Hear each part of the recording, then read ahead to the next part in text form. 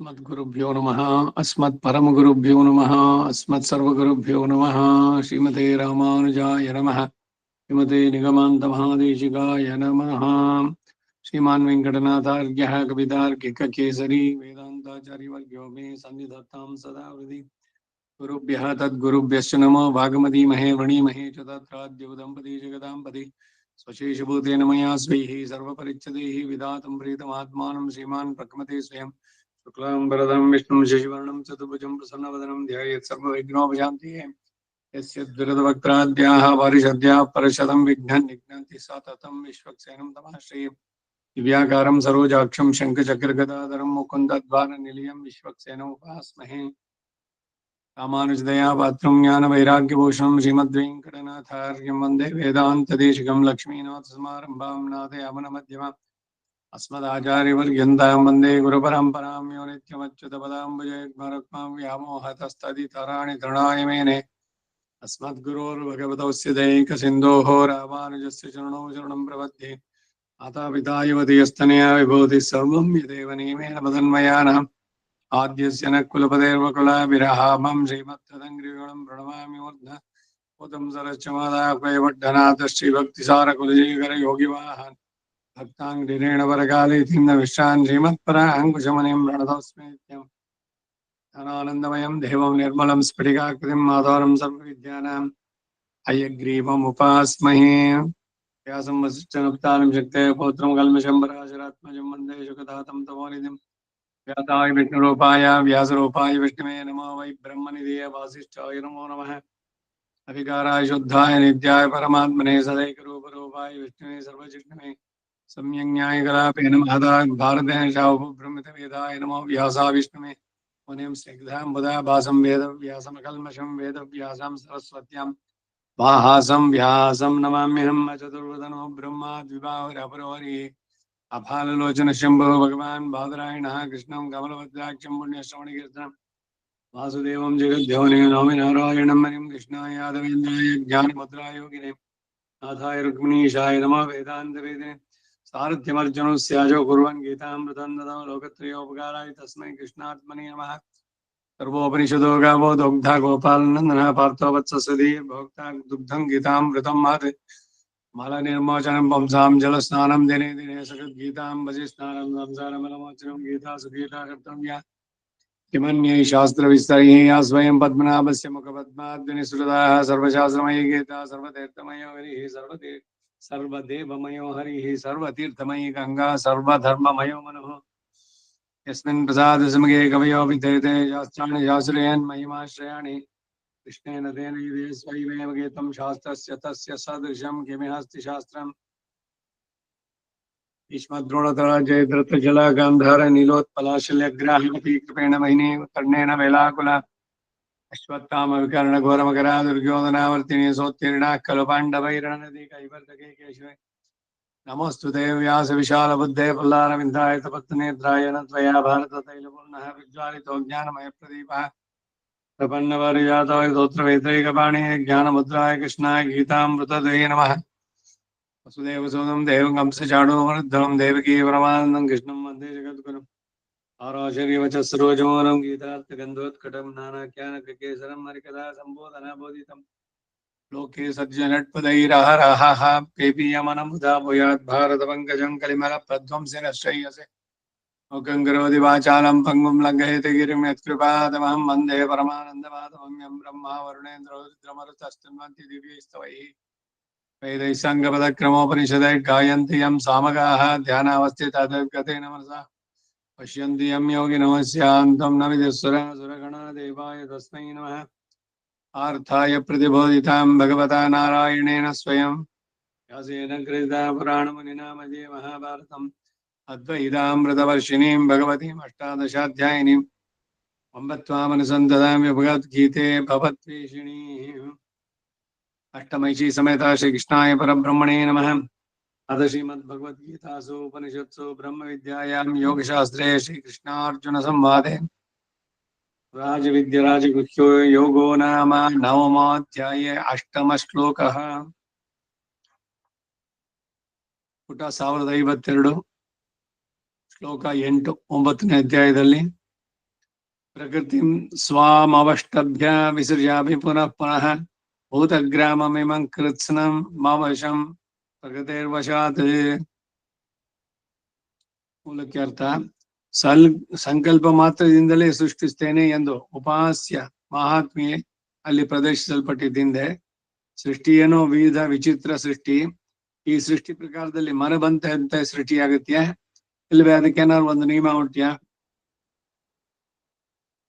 ಆ ಪ್ರಶ್ನೆಗೆ ಉತ್ತರ ಇಲ್ಲಿ ಹೇಳಲ್ಪಡುತ್ತೆ. ಅಥವಾ ಸೃಷ್ಟಿ ತಾನೇ ಯಾಕೆ? ಅದೇನು ಕೇವಲ ತನಗಾಗಿ ಮಾತ್ರ ಲೀಲೆಯೇ ಅಥವಾ ಚೇತನ ಪ್ರಯೋಗಕ್ಕಾಗಿಯೂ ಅದು ಸೃಷ್ಟಿಯೇ ಎಂಬುದಕ್ಕೂ ಇಲ್ಲಿ ಉತ್ತರವನ್ನು ಹೇಳ್ತಾರೆ.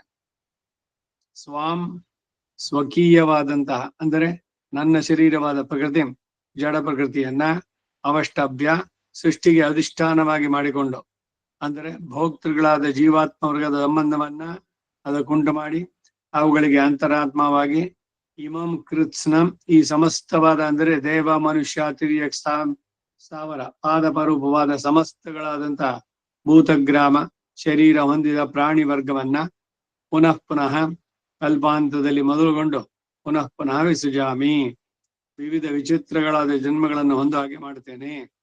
ಹಾಗೆ ಮಾಡಲು ಕಾರಣ ಏನು ಅಂತಂದ್ರೆ, ಈ ಭೂತಗ್ರಾಮವು ಪ್ರಕೃತಿಯ ವಶಾತ್, ಪ್ರಕೃತಿಗೆ ಅಂದ್ರೆ ತನ್ಮೂಲಕ ಸಂಚಿತ ಕರ್ಮಕ್ಕೆ ವಶವಾಗೋದ್ರಿಂದ ಅವಶಂ ಅಸ್ವತಂತ್ರವಾದದ್ದು. ಆದ್ದರಿಂದ ಅವರುಗಳ ಕರ್ಮಾನುಗುಣವಾಗಿ ಕಲ್ಪಾದಿಯಲ್ಲಿ ಸೃಷ್ಟಿಸ್ತೇನೆ. ಸೃಷ್ಟಿಗೆ ಮೊದಲೇ ಕಲ್ಪಾದಿಯಲ್ಲಿ ಕರ್ಮ ಎಲ್ಲಿತ್ತು ಅಂತ ಪ್ರಶ್ನೆ ಮಾಡಿದ್ರೆ, ಪ್ರಳಯಕ್ಕೆ ಮುಂಚೆ ಇದ್ದಂತ ಸಂಚಿತ ಕರ್ಮ ಅನುಗುಣವಾಗಿ ಜೀವಾತ್ಮರುಗಳಿಗೆ ವ್ಯಷ್ಟಿ ಸೃಷ್ಟಿಯಲ್ಲಿ ಕರ್ಣ ಕಳೆಬರ ಯೋಗ ಎಂದು ತಿಳಿಯತಕ್ಕದ್ದು. ಇಂತಹ ಅನೇಕ ಪ್ರಾಕೃತಿಕ ಪ್ರಳಯಗಳು ಇದಕ್ಕೊಂದು ಹಿಂದೆಂದು ಕಳೆದು ಹೋಗಿರುವುದರಿಂದ ಪ್ರಾರಬ್ಧ ಉಂಟೇ ಉಂಟು ಎನ್ನುವ ಭಾವ. ಪ್ರಕೃತಿಯ ವಶಾತ ಎಂಬಲ್ಲಿನ ವಶ ಶಬ್ದದಿಂದ ಅಸ್ವತಂತ್ರ ಹೇಳಲ್ಪಟ್ಟು ಅವಶಃ ಶಬ್ದಕ್ಕೂ ಅಸ್ವತಂತ್ರ ಎಂಬ ಅರ್ಥವನ್ನು ಹೇಳಿ ವಶ ಅವಶ ಶಬ್ದಗಳಿಗೂ ಏಕಾರ್ಥವೇ ಎಂಬ ಆಕ್ಷೇಪ ಅಂದ್ರೆ ಆಗ ಹೇಗೆ ಅನ್ವಯಿಸಬಹುದು ಅಂತಂದ್ರೆ, ಇಯಂ ಕೃತ್ಸ್ನಂ ಭೂತಗ್ರಾಮಂ ವಿಸೃಜಾಮಿ ಈ ಸಮಸ್ತ ಚೇತನ ವರ್ಗವನ್ನ ಪ್ರಗತಿ ಸ್ವಾಂ ಅವಷ್ಟಭ್ಯ ವಿಸೃಜಾಮಿ ಕಾರಣ ಕಳೆಬರಗಳನ್ನು ಕೊಟ್ಟು ವಿಧ ವಿಧವಾಗಿ ವಿಚಿತ್ರವಾಗಿ ಸೃಷ್ಟಿಸ್ತೇನೆ. ಹೀಗೆ ಸೃಷ್ಟಿಸಲು ಕಾರಣ ಏನು ಅಂದ್ರೆ, ಆ ಭೂತಗ್ರಾಮವು ಪ್ರಕೃತಿ ವಶಾತೆ ಪೂರ್ವಾರ್ಜಿತ ಕರ್ಮಗಳ ಮೂಲಕ ಪ್ರಕೃತಿಗೆ ವಶವಾಗಿರುವುದರಿಂದ ಸೃಷ್ಟಿಯು ಲೀಲಾ ಜಗತ್ಪತಿಸ್ತಸ್ಯ ಛಂದತ ಸಂಪ್ರವರ್ತದೆ ಮೋದತೆ ಭಗವಾನ್ ಭೂತೈರ್ ಬಾಲ ಕ್ರೀಡನ ಕೈವ. ಭಾರತದಲ್ಲಿ ಸಭಾಪರ್ವ ಮಹಾಭಾರತ ಅಲ್ಲಿಯ ಮಾತು. ಕ್ರೀಡಾ ಹರೇರ್ ಇದಂ ಸರ್ವ ಭಾರತದ ಶಾಂತಿ ಪರ್ವ. ಕ್ರೀಡತೋ ಬಾಲಕಸ್ಯೈವ ಚೇಷ್ಟಾಂ ತಸ್ಯ ನಿಶಾಮಯ ವಿಷ್ಣು ಪುರಾಣ 1:18 ಇತ್ಯಾದಿಗಳ ಅನೇಕ ಪ್ರಮಾಣಗಳಲ್ಲಿ ತೋರಿಸಿರೋ ಹಾಗೆ ಲೀಲೆ ಮಾತ್ರವೇ ಅಲ್ಲದೆ ಸರ್ವೇಶ್ವರನ ನಿರ್ಹೇತುಕ ಕೃಪೆಯೂ ಹೇತು ಕಾರಣ ಎಂದು ನಿರೂಪಿಸಿದಂತಾಯಿತು. ಈ ಭೂತಗ್ರಾಮವೆಲ್ಲ ಹೀಗೆ ಕರ್ಮಬದ್ಧರಾಗಿ ಪ್ರಳಯದಲ್ಲಿ ಸಿಕ್ಕಿ ಹೋದ್ರಲ್ಲ, ಇವರಿಗೆ ಕರ್ಣ ಕಳೆಬರಗಳನ್ನ ಕೊಟ್ಟು ಉಂಟು ಮಾಡಿದ್ರೆ ಅವರಲ್ಲಿ ಕೆಲವರಾದ್ರೂ ಉಪಾಯ ಅನುಷ್ಠಾನವನ್ನು ಮಾಡಿ ದಿವ್ಯ ವೈಕುಂಠವನ್ನ ಸೇರಲಿ ಎಂಬ ಕೃಪೆ ಔದಾರ್ಯಗಳಿಂದ ಪ್ರೇರಿತನಾಗಿ ಸೃಷ್ಟಿ ಮಾಡುತ್ತಾನೆ ಎಂದು ಈ ಪ್ರಕೃತಿ ವಶಾತ್ ಎಂಬ ಪರಿತಾಪ ಸೂಚಕ ಹೇತುವಿನಿಂದ ವ್ಯಕ್ತ. ಆಗ ಅವಶಂ ಎಂಬ ಪದವನ್ನ ಕ್ರಿಯಾವಿಶೇಷಣ ಮಾಡಿ ಅವಶಂ ಯಥಾ ತಥಾ ವಿಸೃಜಾಮಿ, ನಾನು ಮಾತ್ರ ಅದಕ್ಕೆಲ್ಲ ವಶನಾಗದೆ ಸ್ವತಂತ್ರಿಸಿಯೇ ಸೃಷ್ಟಿಸ್ತೇನೆ ಎಂಬ ಅರ್ಥ. ನಾನು ಹೀಗೆ ಕ್ರಮಬದ್ಧನಲ್ಲ, ಆದ್ದರಿಂದ ಸ್ವತಂತ್ರಿಸಿ ಸೃಷ್ಟಿಸ್ತೇನೆ. ಅಂದ್ರೆ ಮನ ಬಂದಂತೆ ಸೃಷ್ಟಿಯೋ ಅಂದ್ರೆ ನಾನು ಸ್ವತಂತ್ರ ಎಂದು ಮನ ಬಂದ ಹಾಗೆ ಸೃಷ್ಟಿಸೋದಿಲ್ಲ. ಅವರವರುಗಳ ಕರ್ಮಾನುಸಾರ ಶರೀರ ಇಂದ್ರಿಯಾದಿಗಳನ್ನ ಪ್ರವೃತ್ತಿಗಳನ್ನು ಉಂಟು ಮಾಡೋದ್ರಿಂದ ನಾನು ವೈಷಮ್ಯ ನೈರ್ಗಣ್ಯ ರೂಪವಾದ ನಿಂದೆಗೆ ಸಿಕ್ಕುವನಲ್ಲ. ಅವನು ಭಗವಂತ ನಿಷ್ಪಕ್ಷಪಾತಿ. ಇಷ್ಟೆಲ್ಲ ವಿಷಯಗಳು ನೋಡಿ. ಇದು ಲೀಲಾ ವಿಭೂತಿ, ಅವನಿಗೆ ಇದೊಂದು ಲೀಲೆ ಅಂತ. ಇದು ಮಾಡದಿದ್ರೆ ಅವನಿಗೆ ಆ ಸಂತೋಷ ಸಿಗಲ್ವೋ ಅಂತಂದ್ರೆ ಬರೀ ಲೀಲೆ ಅಷ್ಟೇ ಅಲ್ಲ, ಚೇತನರಿಗೆ ಅವನೊಂದು ಅವಕಾಶ. ಕಾರಣ ಕಳೆಬರಗಳನ್ನು ಕೊಟ್ಟು ಇನ್ನೊಂದು ಅವಕಾಶ. ಯಾರ್ಯಾರಿಗೆ ಮನುಷ್ಯ ಜನ್ಮ ಇದೆಯೋ ಅದರಲ್ಲಿ ಯಾರು ಅದನ್ನು ಸಾರ್ಥಕತೆ ಮಾಡಿಕೊಳ್ತಾರೋ ಅಂತವ್ರು ಕೆಲವರಾದ್ರೂ ಬರ್ಬೋದಲ್ಲ. ಆ ಕಾರಣದಿಂದ ಹಿಂದೆ ಹೇಗಿತ್ತು ಅದೇ ರೀತಿ ನಡೆಸ್ತೇನೆ. ನಾನು ಯಾವ ಬಂಧನಕ್ಕೂ ಅವಳು ಪಟ್ಟಿಲ್ಲ. ಅವನು ಸರ್ವತಂತ್ರ ಸ್ವತಂತ್ರ ಭಗವಂತ. ನಾವೆಲ್ಲ ಅವನ ಆಳ್ವಿಕೆಯಲ್ಲಿ ಒಳಪಟ್ಟವರು.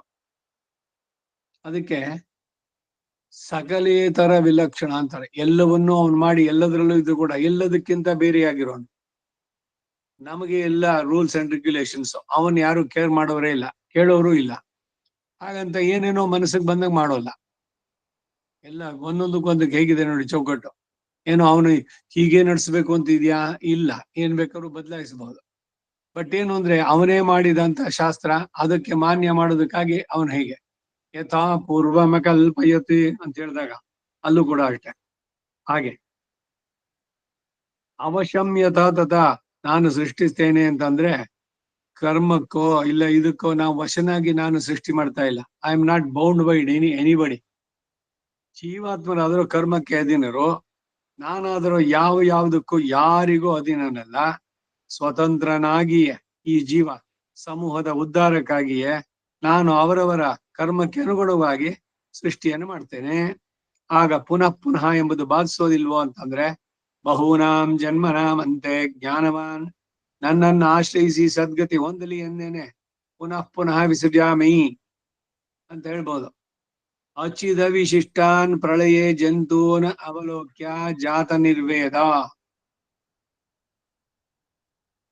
ಕರ್ಣ ಕಳೇಬರ ಯೋಗಂ ವಿತರಿಸಿ ವೃಷಶೈಲನಾಥ ಕರುಣೆ ತ್ವಂ ದಯಾಶತಗಾಜ್ಞೋಳು ಎಂಬ ನಿಗಮಾಂತ ದೇಶಿಕರ ಸೂಕ್ತಿ ಇಲ್ಲಿ ಅನುಸಂಧೇಯ. ಅವನ ಕರುಣೆ ಇನ್ನೊಂದಷ್ಟು ಚೇತನರು ಆ ಶರೀರಕ್ಕೆ ಪಡೆದು ವಿವೇಕದಿಂದ ಗುರುವನ್ನ ಆಶ್ರಯಿಸಿ ಜೀವನ ಸಾರ್ಥ ಮಾಡ್ಕೊಂಡು ಬರ್ತಾರೋ ಅಂತ ಅಂದ್ಬಿಟ್ಟು ಸೃಷ್ಟಿಕ್ರಮ ಲೀಲಾ ಮತ್ತು ದಯೆಗಳಿಂದ ಪ್ರೇರಿತನಾದ ಮಹಾನುಭಾವನ ಸುಸಂಕಲ್ಪ ಎಂದು ಅಲ್ಲಿ ತಿಳಿಯತಕ್ಕದ್ದು. ಅವನ ಸಂಕಲ್ಪಕ್ಕೆ ಸೀಮಿತವಾದದ್ದು. ಸೃಷ್ಟಿಗೆ ಪೂರ್ವವು ಚೇತನ ವರ್ಗ ನಾಮರೂಪ ಅನರ್ಹ ಸ್ಥಿತಿಯಲ್ಲಿದ್ದು ಕೂಡ ಪೂರ್ವಕಲ್ಪಗತ ಪುಣ್ಯ ಪಾಪಗಳು ಇದ್ದವೆಂದು ತದನುಗುಣವಾಗಿ ಸೃಷ್ಟಿ ಎಂಬುದು ಮುಂದಿನ ಶ್ಲೋಕದಲ್ಲಿ ಚೆನ್ನಾಗಿ ಉಪಾದಿತವಾಗಿದೆ. ವಿಸರ್ಜಾಮಿ ಎಂಬಲ್ಲಿ ತೋರುವ ವಿಷಮ ಸೃಷ್ಟಿಗೆ ಕರ್ಮವಶನಾದ ಭೂತಗ್ರಾಮದ ಕರ್ಮ ತಾರತಮ್ಯವೇ ಕಾರಣ ಎಂಬುದು ಸೂಚಿತ. ತಾನು ಸ್ವತಂತ್ರನಾಗಿ ಸಂಕಲ್ಪಾನುಸಾರ ಸೃಷ್ಟಿ ಮಾಡಿದ್ರು ಸಿಕ್ಕದ ಹಾಗೆ ಮಾಡಿ ದೋಷಕ್ಕೆ ಗುರಿಯಾಗುವುದಿಲ್ಲ ಎಂಬ ಭಾವವು ಕೂಡ ಕರ್ಮವಶಾತ್ ಅನ್ನೋದ್ರಿಂದ ಸೂಚಿತವಾಗುತ್ತೆ. ಇದನ್ನೇ ಮುಂದೆ ವಿವರಿಸಲ್ಪಡುತ್ತೆ. ಪ್ರಕೃತಿಂ ಸ್ವಾಂ ಅವಷ್ಟಭ್ಯ ವಿಸೃಜಾಮಿ ಪುನಃ ಪುನಃ ಭೂತಗ್ರಾಮಮಿಮಂ ಕೃತ್ಸ್ನಂ ಅವಶಂ ಪ್ರಕೃತಿರ್ವಶಾತ್. ಇದು ರಾಮಾನುಜರ ಮಾತು. ಸ್ವಕೀಯಂ ವಿಚಿತ್ರ ಪರಿಣಾಮಿನೀಂ ಪ್ರಕೃತಿಂ ಅವಷ್ಟಭ್ಯ ಅಷ್ಟದಾ ಪರಿಣಮಯ್ಯೇಮಂ ಚತುರ್ವಿಧಂ ದೇವತಿರ್ಯಂಗ್ ಮನುಷ್ಯ ಸ್ಥಾವರಾತ್ಮಕಂ ಭೂತಗ್ರಾಮಂ ಮದೀಯಯಾ ಮೋಹಿನ್ಯಾ ಗುಣಮಯ್ಯಾಃ ಪ್ರಕೃತೇಶು ವಶಾತ್ ಅವಶಂ ಪುನಃ ಪುನಃ ಕಾಲೇ ಕಾಲೇ ಸೃಜಾಮಿ.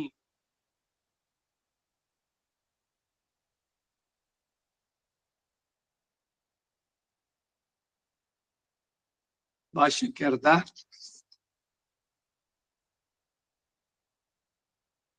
ಈ ಶ್ಲೋಕ ಮಾಂತ್ರಿಕೋಪನಿಷತ್ತಿನಲ್ಲಿ ಹೇಳಿರುವ ಅದರ ಉಪಪಾದನೆ ಎಂದು ಭಾವಿಸಿ ತದನುಗುಣವಾಗಿ ಸೃಷ್ಟಿ ಪ್ರಕಾರ ಪ್ರದರ್ಶಿಸಲ್ಪಡುತ್ತೆ ಎಂಬ ಅಭಿಪ್ರಾಯದಿಂದ ಇಲ್ಲಿ ವ್ಯಾಖ್ಯಾನ ಮಾಡ್ತಾರೆ. ಸ್ವಕೀಯಾಂ ಆ ಮಾಂತ್ರಿಕೋಪನಿಷತ್ನಲ್ಲಿರೋ ಮಾತೇನು ಅಂದ್ರೆ ವಿಕಾರ ಜನನೀಂ ಅಜ್ಞಾಂ ಅಷ್ಟರೂಪಾಂ ಅಜಾಂ ಧ್ರುವಾಂ ಧ್ಯಾಯತೆ ಧ್ಯಾಸಿತಾತೇನ ತನ್ಯತೆ ಪ್ರೇರ್ಯತೆ ಪುನಃ ಸೂಯತೆ ಪುರುಷಾರ್ಥಂಚ ತೇನೈವಾಧಿಷ್ಠಿತಾ ಜಗತೆ ಗೌರನಾದ್ಯಂತವತಿ ಸಾ ಜನಿತ್ರಿ ಭೂತಭಾವಿನಿ.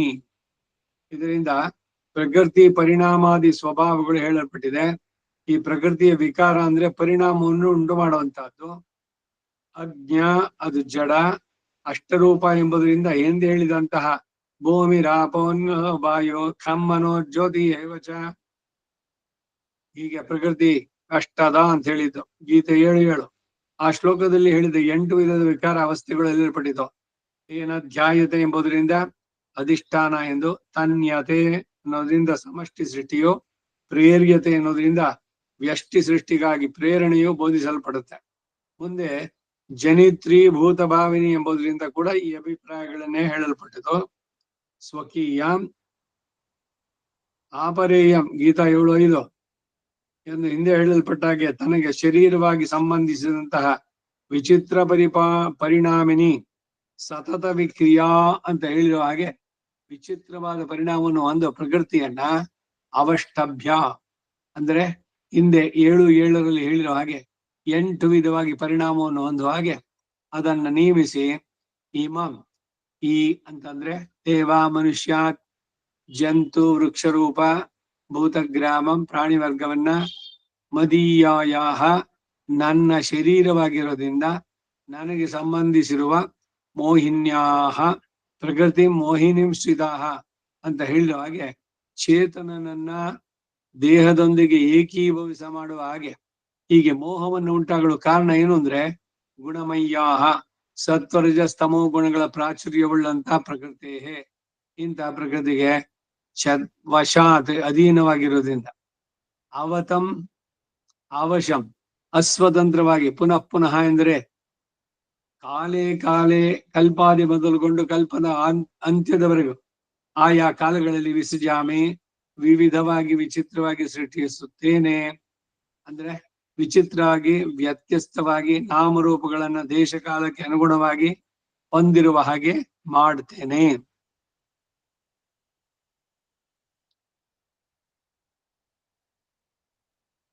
ಇಲ್ಲಿ ಮೋಹಿನ್ಯಾಹ ಅಂತ ಹೇಳಿರೋದ್ರ ಅಭಿಪ್ರಾಯ ಗುಣಮಯ್ಯಾಹ ಎಂಬ ಪ್ರಯೋಗ ಸಹ ತ್ರಿಭಿರ್ಗುಣಮಯೈರ್ ಭಾವೈಹಿ ಅಂತ ಹಿಂದೆ 7:13 ಹೇಳಿದ ಅಭಿಪ್ರಾಯ ಅದನ್ನ ಜ್ಞಾಪಿಸೋದಕ್ಕಾಗಿ ಅಂತ ಭಾವಿಸೋದು.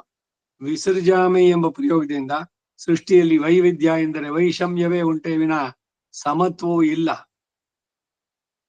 ಕರ್ಮಭೇದದಿಂದ ಎಲ್ಲ ಪ್ರಜೆಗಳು ಭಿನ್ನ ಭಿನ್ನರಾಗಿರುವಾಗ ಸಮತ್ವ ಉಂಟು ಎಂದು ಭ್ರಮಿಸುವ ಲೋಕದ ಜನರು ತಮಗಿರುವ ಶಾಸ್ತ್ರಜನ್ಯದ ಅಭಾವ ಅದರ ವಿಜೃಂಭಣೆಯನ್ನ ತಾವೇ ಪ್ರಕಟಿಸಿಕೊಳ್ಳೋದು. ಅಜ್ಞಾನದ ಪ್ರದರ್ಶನ ಏನೇನೋ ಹೇಳೋದು ಅಸಂಬದ್ಧವಾಗಿ ಆ ರೀತಿ.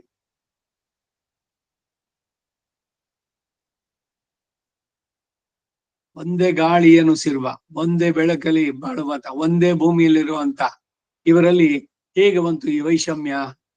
ಒಬ್ಬ ದುಃಖಿ, ಇನ್ನೊಬ್ಬ ಸುಖಿ, ಒಬ್ಬ ಸಂತೋಷದಿಂದಿದ್ದಾನೆ, ಇನ್ನೊಬ್ಬರಿಗೆ ಯಾವುದೋ ರೋಗಗಳು, ಮತ್ತೊಂದು. ಯಾಕೆ ಎಲ್ಲರನ್ನೂ ಸೃಷ್ಟಿಸಿದ ಕೈ ಒಂದೇ ಆದ್ರೆ ಯಾಕೆ ಈ ಬಗೆ ಬಗೆಯ ಗತಿಗಳು ಅಂತೆಲ್ಲ ಪ್ರಶ್ನೆ. ಎಲ್ಲದಕ್ಕೂ ಇಲ್ಲಿ ಸಮಾಧಾನಗಳು. ಸೃಷ್ಟಿಯನ್ನು ಮಾಡಿದಾಗ ಮತ್ತೆ ಪ್ರಳಯ, ಆಮೇಲೆ ಪುನಃ ಸೃಷ್ಟಿ, ಅವನಲ್ಲಿಯೇ ಎಲ್ಲೋ ಲೀನವಾಯಿತು, ಮತ್ತೆ ಓಮನಿಂದ ಅವಾಗ ಮಾಡದಂದ್ರೆ ಹಿಂದಿನ ಇದರಲ್ಲಿ ಯಥಾಪೂರ್ವ ಕಲ್ಪಯತೆ, ಹಿಂದಿನ ಕಲ್ಪ ಕೃತಯುಗದಲ್ಲಿ ಏನಿತ್ತೋ ಅದನ್ನೇ ಇದು. ಇವಾಗ 28 ಕಲಿಯುಗದಲ್ಲಿ ರೌಂಡ್ ಆಗಿದೆ ಚತುರ್ಯುಗಗಳು. ಅಷ್ಟಾವಿಂಶತಿ ತಮೇ ಚತುರ್ಯುಗೆ ಅಂತ ಹೇಳ್ಬೇಕಾದ್ರೆ ಒಂದೊಂದು ಸಲಿನೂ ಮತ್ತೆ ಮತ್ತೆ ಎಲ್ಲ ಫಸ್ಟ್ ಈ 4 ಯುಗಗಳಲ್ಲಿ ಏನಿದೆಯೋ ಆ ಯುಗ ಧರ್ಮ ಇದು ಎಲ್ಲವೂ ಕೂಡ ಅಲ್ಲಲ್ಲಿಗೆ ಅನ್ವಯ. ಆ ರೀತಿನಲ್ಲಿ ಗುಣಮಯ್ಯ ಅನ್ನೋ ಪ್ರಯೋಗ ಕೂಡ ತ್ರಿಭಿರ್ಗುಣಮಯೈರ್ ಭಾವೈಹಿ ಅಂತ ಹಿಂದೆ 7:13 ಹೇಳಿದ ಅಭಿಪ್ರಾಯವನ್ನ ಇಲ್ಲಿ ಜ್ಞಾಪಿಸೋದಕ್ಕಾಗಿ ಅಂತ ತಿಳಿಯೋದು. ವಿಸರ್ಜಾಮಿ ಅಂದ್ರೆ ಪ್ರಯೋಗದಿಂದ ಸೃಷ್ಟಿಯಲ್ಲಿ ವೈವಿಧ್ಯ ಅಂದ್ರೆ ವೈಷಮ್ಯವೇ ಉಂಟೆ ವಿನಃ ಸಮತ್ವವೂ ಇಲ್ಲ. ಕರ್ಮಭೇದದಿಂದ ಎಲ್ಲ ಪ್ರಜೆಗಳು ಭಿನ್ನ ಭಿನ್ನರಾಗಿರುವಾಗ ಸಮತ್ವ ಉಂಟು ಎಂಬ ಭ್ರಮಿಸುವ ಲೋಕದ ಜನ ತಮಗಿರುವ ಶಾಸ್ತ್ರಜ್ಞಾನದ ಅಭಾವದ ವಿಜೃಂಭಣೆಯನ್ನು ತಾವೇ ಪಡ್ಕೊಳ್ತಾರೆ. ಅವರವರ ಭಿನ್ನವಾದ ಕರ್ಮಗಳಿಗೆ ಅನುಗುಣವಾಗಿ ವೇಷಗಳು ಪ್ರಾಪ್ತವಾಗಿದೆ. ಇದರಿಂದ ಎಲ್ಲರೂ ಭಿನ್ನ ವೇಷಧಾರಿಗಳೇ. ವೇಷದೊಂದಿಗೆ ಇರುವಾಗ ಭಿನ್ನತ್ವರು, ವೇಷ ತೊಲಗುವ ಹಾಗೆ ಮಾಡಿಕೊಂಡ್ರೆ ಆಗ ಸಮತ್ವ. ಅದು ಮುಕ್ತ ದಿಶೆಯಲ್ಲಿ ಮಾತ್ರವೇ ಅಷ್ಟಗುಣಗಳ ಆವಿರ್ಭಾವ ಅಂತ ಎಂದು ಹೇಳಿದ್ದು. ಎಲ್ರಿಗೂ ಕೂಡ ಅದು ಉಂಟಾಗಬೇಕು. ಇವರು ಮಾಡಿದ ಕರ್ಮದಿಂದ ಅವರು ಮೇನ್ ಸ್ಟ್ರೀಮ್ ಇಂದ ಬೇರೆ ಉಂಟಾಗಿದ್ದು. ಓ ನಾನು ಬೇರೆ, ಈ ಶರೀರವೇ ನಾನು, ಈ ಎಲ್ಲ ಬರುವಂತದ್ದು. ಇದು ಪ್ರಕೃತಿಂ ಸ್ವಾಮ್ ಅವಷ್ಟಾಭ್ಯ ಅಂತ ಹೇಳಿದ್ರಲ್ಲ, ಅದಕ್ಕೆ ಬಂದಿದ್ದು. ಭೂತಗ್ರಾಮಂ ಇಮಂ ಕೃತ್ಸ್ನಂ ಅವಶಂ ಪ್ರಕೃತಿ ವಶಾತೆ. ಪ್ರಕೃತಿಗೆ ನಾನು ವಶನಾಗದೆ ಇವರುಗಳನ್ನೆಲ್ಲ ಅವರವರ ಕರ್ಮ ಹಿಂದಿನದು, ಅದಕ್ಕನುಗುಣವಾಗಿ ಅವರುಗಳಿಗೆ ದೇವ, ಮನುಷ್ಯ, ತಿರ್ಯಕ್ ಸ್ಥಾವರ ಈ ರೀತಿ ಇದಕ್ಕೆಲ್ಲ ಅವರಿಗೆ ಸೃಷ್ಟಿಯನ್ನು ಉಂಟು ಮಾಡ್ತೇನೆ ಅಂತ ಮಾಡಿದವನು ಎಲ್ಲ ಒಟ್ಟಿನಲ್ಲಿ ಭಗವಂತನೇನೆ.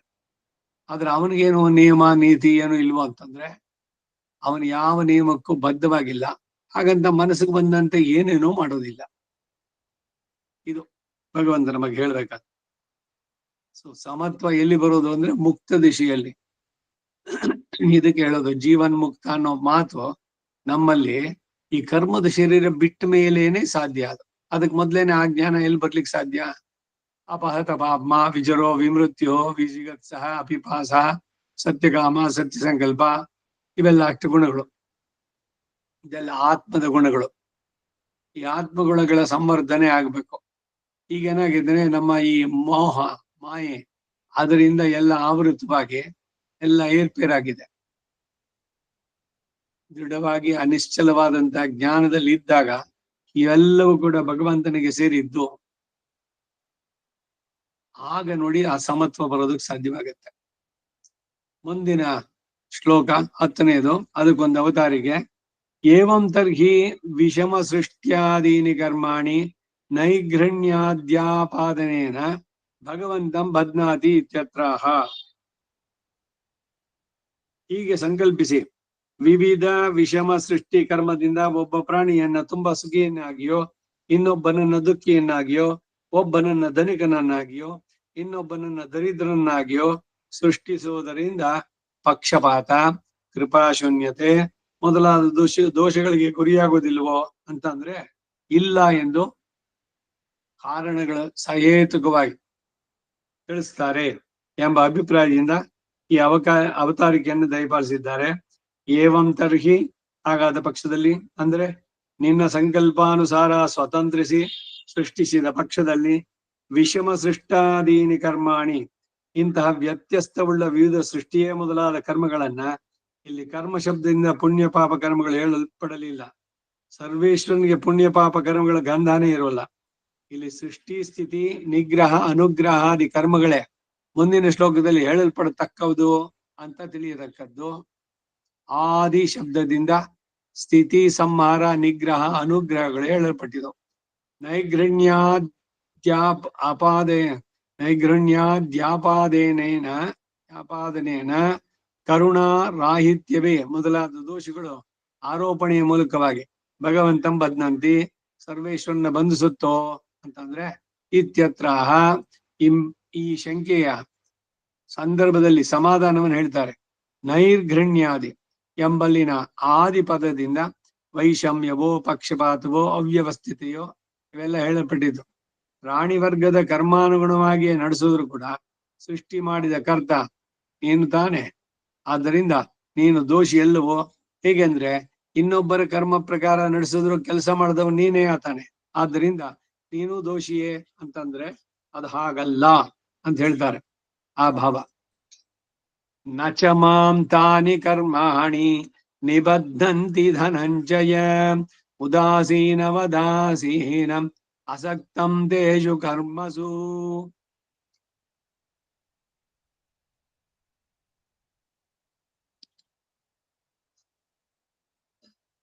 ಗೀತೆಯಲ್ಲಿ ಹೇಳ್ತಾ ಇರ್ಬೇಕಾದ್ರೆ ಮತ್ತೆ ಮತ್ತೆ ರಿಪಿಟಿಷನ್ಸ್ ಬರುತ್ತೆ. ಯಾಕಂದ್ರೆ ಆ ಸಂದೇಹಗಳು ಪೂರ್ಣವಾಗಿ ಹೋಗೋದೇ ಇಲ್ಲ.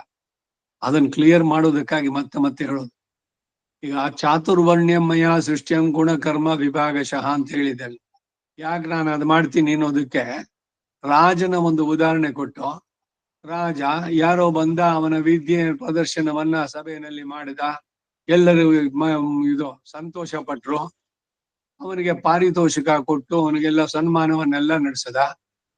ಹಾಗಾಗಿ ಆ ಕಡೆಯಿಂದ ರಾಜಭಟ್ರು ಹೋಗಿ ಇವ್ರು ಕಳ್ತನ ಮಾಡಿದ್ದ, ಸಿಗಾಕೊಂಡ, ಎಲ್ಲ ಇದೆಲ್ಲ ಸಿಕ್ಕಿದೆ ಅಂತ ಎಲ್ಲ ವಿಚಾರಿಸಿ ಮಾಡಿ ಅವನಿಗೆ ಶಿಕ್ಷೆ ಕೊಟ್ಟ.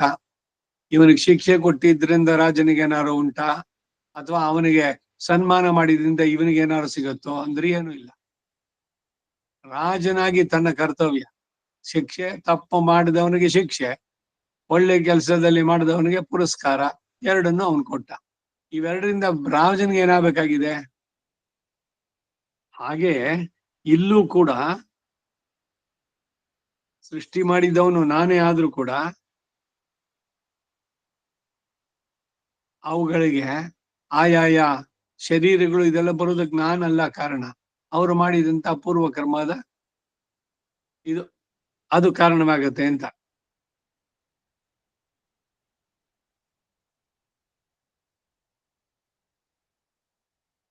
ಆದಿ ಶಬ್ದದಿಂದ ಸೃಷ್ಟಿ, ಸ್ಥಿತಿ, ಸಂಹಾರ, ನಿಗ್ರಹ, ಅನುಗ್ರಹ ಎಲ್ಲವೂ ಕೂಡ ಹೇಳಿದ್ದು ನೈಗೃಣ್ಯಾದ್ಯಾಪಾದನೇನ, ನೈಗೃಣ್ಯಾದಿ ಆಪಾದನೇನ ಕರುಣಾ ರಾಹಿತ್ಯವೇ ಮೊದಲಾದ ದೋಷಗಳ ಆರೋಪಣೆ ಮೂಲಕ ಭಗವಂತನ ಬದ್ಧಿಸುತ್ತೋ. ತುಂಬಾ ಇವಾಗೆಲ್ಲ ನಾವು ಲೌಕಿಕ ನೋಡ್ತೀವಿ. ಏನು ತುಂಬಾ ಸಂತೋಷ ಆಯ್ತಾ ನಿನ್ಗೆ, ನಾನು ಇಷ್ಟೊಂದು ದುಃಖ ಪಡ್ತಾ ಇದ್ದೀನಿ, ಎಲ್ಲ ನನ್ನ ಪ್ರಾರಬ್ಧ ಕರ್ಮನೇ ಸರಿ, ಸಂತೋಷ ಪಡೋ ನೀನು. ಸಂತೋಷ ಭಗವಂತನಿಗೆ ಯಾಕೆ? ನೀವ್ ಹೇಳ್ತಾ ಇರೋದು ದುಃಖ ಪಡ್ತಾ ಇರೋದು ನೋಡಿ ಅವನು ಸಂತೋಷ ಪಡ್ತಾನೆ. ಈ ಒಂದು ಅದಕ್ಕೆ ಉತ್ತರ ಇಲ್ಲಿ ಬರ್ತಾ ಇರೋದು. ಪ್ರಾಣಿ ವರ್ಗದ ಕರ್ಮ ಅನುಗುಣವಾಗಿಯೇ ನಡೆಸಿದ್ರು ಕೂಡ ಸೃಷ್ಟಿ ಮಾಡಿದ ಕರ್ತ ನೀನ್ ತಾನೆ. ಆದ್ದರಿಂದ ನೀನು ದೋಷಿ ಅಲ್ವೋ ಅಂದ್ರೆ, ಇನ್ನೊಬ್ಬರ ಕರ್ಮ ಪ್ರಕಾರ ನಡೆಸಿದ್ರು ಕೆಲಸ ಮಾಡಿದವನು ನೀನೇ ತಾನೆ, ಆದ್ದರಿಂದ ನೀನು ದೋಷಿಯೇ ಅಂತಂದ್ರೆ ಹಾಗಲ್ಲ ಅಂತ ಹೇಳ್ತಾರೆ ಅನ್ನೋ ಭಾವ. ನಚ ಮಾಂ ತಾನಿ ಕರ್ಮಾಣಿ ನಿಬದ್ಧಂತಿ ಧನಂಜಯ, ನನ್ನನ್ನು ಈ ಯಾವ ಕರ್ಮಗಳು ನನ್ನನ್ನು ಬಂಧಿಸೋದಿಲ್ಲ. ನೀವೆಲ್ಲ ಕರ್ಮಗಳನ್ನು ಮಾಡಿದ್ದೀರಿ, ಇದರಿಂದ ಬಿಡಿಸ್ಕೊಂಡು ಬಂದಿಲ್ಲ, ಅದರಿಂದ ನೀವೆಲ್ಲ ಕರ್ಮ ಪಾಶೇಣ ಪ್ರಗ್ರತಿತ, ಬಲವಾಗಿ ಬಿಗಿಯಾಗಿ ಕಟ್ಟಲ್ಪಟ್ಟಿದ್ದು ಕರ್ಮ ಪಾಶದಿಂದ. ಭಗವಂತ ಅಲ್ಲ. ಈಗ ಜೈಲಿದೆ, ಅಲ್ಲಿ ಜೈಲರು ಇದ್ದಾನೆ, ಮತ್ತೆ ಮಾಡಿದ ಒಬ್ಬ ಅಪರಾಧಿನೂ ಇದ್ದಾನೆ. ಅವನಿಗೆ ಕಠಿಣ ಸಜೆ ಅಂತಂದ್ರೆ ಆ ಕಠಿಣ ಸಜೆ ಅವನಿಗೆ. ಇವನು ಅಲ್ಲೇ ಗೊತ್ತಿದ್ದಾನಲ್ಲ, ಮತ್ತೆ ಇವನ್ಗೇನಿಲ್ವಾ ಅಂದ್ರೆ ಇವನು ಎಕ್ಸಿಕ್ಯೂಷನ್ ಮಾಡುವಂಥದ್ದು, ಆ ಕೆಲಸ ಏನು ಶಿಕ್ಷೆಯನ್ನು ಕೊಡಬೇಕೋ ಅದೆಲ್ಲ ಉಸ್ತುವಾರಿ ನೋಡಿ ಅದನ್ನು ಮಾಡುವಂತದ್ದು. ಹಾಗಾಗಿ ಈ ಕೈದಿಗೂ ಮತ್ತೆ ಆ ಜೈಲರ್ ಯಾರಿದ್ದಾನೋ ಸೂಪರಿಂಟೆಂಡೆಂಟ್, ಅವ್ರಿಬ್ರದ್ದು ಒಂದೇ ತರನು, ಇಬ್ರು ಒಂದೇ ಜಾಗದಲ್ಲಿದ್ರು ಕೂಡ ಒಬ್ಬರಿಗೆ ಅನುಭವಿಸುವಂತಹದ್ದು, ಇನ್ನೊಬ್ಬರಿಗೆ ಅದು ಸರಿಯಾಗಿ ಅವನಿಗೆ ತಲುಪ್ತಾ ಇಲ್ವಾ ಅಂತ ನೋಡ್ಬೇಕಾದ್ದು. ಸೂಪರ್ವೈಷನ್ ಕೊಡುವಂತಹ ಶಿಕ್ಷೆಗಳು ಇದೆಲ್ಲ. ಹಾಗೆ ಇಲ್ಲಿ ಸೃಷ್ಟಿಯಾದಿ ಕರ್ಮಗಳು ವಿಷಮವಾಗಿ ನಡೆಸೋದ್ರಿಂದ ನೀನು ದೋಷಿ ಅಲ್ವೋ ಅಂದ್ರೆ ದೋಷಕ್ಕೆ ಕಾರಣವೇ ಇಲ್ಲ ಅಂತಾರೆ. ಏ ಧನಂಜಯ, ಏ ಅರ್ಜುನನೇ, ತಾನಿ ಕರ್ಮಾಣಿ, ವಿವಿಧ ವೈಚಿತ್ರಗಳುಳ್ಳಂತಹ ಈ ವಿಷಮ ಸೃಷ್ಟಿಯಾದಿ ಕರ್ಮಗಳು ಮಾಂಚನನಿ ಬದ್ಧಂತಿ, ನನ್ನನ್ನಾದರೂ ಅಂತಹ ದೋಷಿಯೋ ಎಂಬ ಅಪವಾದಕ್ಕೂ ಬಂಧಕ್ಕೂ ಗುರಿ ಮಾಡಲಾಗುವುದಿಲ್ಲ.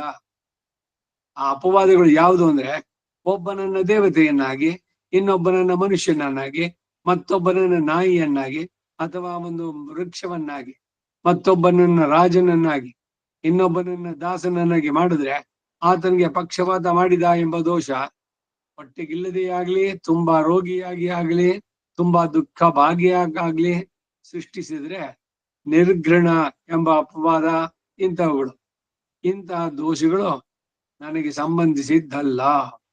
ಇಲ್ಲಿ ನಿಬದ್ಧಂತಿ ಅಂದ್ರೆ ಸಂಸಾರವನ್ನು ಉಂಟು ಮಾಡುವ ಎಂಬ ಅರ್ಥ ಅಲ್ಲ, ಮತ್ತು ಇತರರು ಮಾಡಿರುವ ಅರ್ಥದ ಹಾಗೆ ಧರ್ಮ ಅರ್ಥ ಕಾಮ ಧರ್ಮ ಅರ್ಥ ಇದಕ್ಕೆ ಸಂಸಾರವನ್ನ ಉಂಟು ಮಾಡೋದಿಲ್ಲ ಅಂತಾನೆ. ನಿಬದ್ಧಂತಿ ವಿಷಮ ಸೃಷ್ಟಿಯಿಂದ ತನಗೆ ಯಾವ ದೋಷವೂ ಬರೋದಿಲ್ಲ ಅಂತ. ಹೀಗೆ ಅಂದ್ರೆ ಮಾಂ ನನ್ನನ್ನ, ನಾನು ಎಂತವನು ಅಂದ್ರೆ ಉದಾಸೀನ ಉದಾಸೀನನ ಹಾಗೆ ಇರ್ತೇನೆ. ಇವಕ್ಕೆಲ್ಲ ಬೇಕಾದಷ್ಟು ಉಪನಿಷತ್ನಲ್ಲೂ ಬರುತ್ತೆ. ದ್ವಾಸುಪರ್ಣ ಸಯುಜಾಸಗಾಯ ಅನ್ನೋದ್ರಲ್ಲಿ ಒಂದು ಕರ್ಮ ಫಲವನ್ನ ಸ್ವಾದುಮತ್ತಿ ಅಂದ್ರೆ, ಇನ್ನೊಂದು ಅನಶ್ನನ್ ಅಭಿಚಾಗಶೀತಿ, ಅವನು ಸುಮ್ಮನೆ ಸೈಲೆಂಟ್ ಸ್ಪೆಕ್ಟೇಟರು, ಸರ್ವಸ್ಯ ಸಾಕ್ಷಿ ಸರ್ವಸ್ಯ ಈಶಾನಃ, ಅವನೇನು ಹೇಳೋಲ್ಲ, ಎಲ್ಲ ಡಿಸಿಷನ್ ಎಲ್ಲ ನಿಮ್ದು. ಇಲ್ಲ ಇದು ತಪ್ಪು ಗುಣ, ಅದ್ ಮಾಡ್ಬೇಡ ಅಂತ ಹೇಳಿದ್ರೆ ಅವ್ನು ತಗೊಳ್ತಾನೆ ರೆಸ್ಪಾನ್ಸಿಬಿಲಿಟಿಯಾಗ, ದಾರಿ ತೋರ್ಸೋದು. ನಿಮ್ಗೆ ಶಾಸ್ತ್ರ ಜ್ಞಾನ ಕೊಟ್ಟಿದ್ದೇನೆ, ಬುದ್ಧಿ ಕೊಟ್ಟಿದ್ದೇನೆ, ಯಾವ್ದು ಸರಿ ಯಾವ್ದು ತಪ್ಪು ಅಂತ. ಸರಿ ತಪ್ಪು ನಿರ್ಧರಿಸೋದಕ್ಕೆ ಶಾಸ್ತ್ರ ಜ್ಞಾನ ಇದೆ, ಅದನ್ನ ತಗೊಂಡು ಅದೇನ್ ನೀವು ಆಚರಣೆ ಮಾಡಿ ಉದ್ಧಾರ ಆಡ್ತಿರೋ ಮಾಡಿ, ಇಲ್ಲ ಹಾಳು ಮಾಡ್ಕೊಳ್ಳೋದಾದ್ರೆ ಮಾಡ್ಕೊಳ್ಳಿ.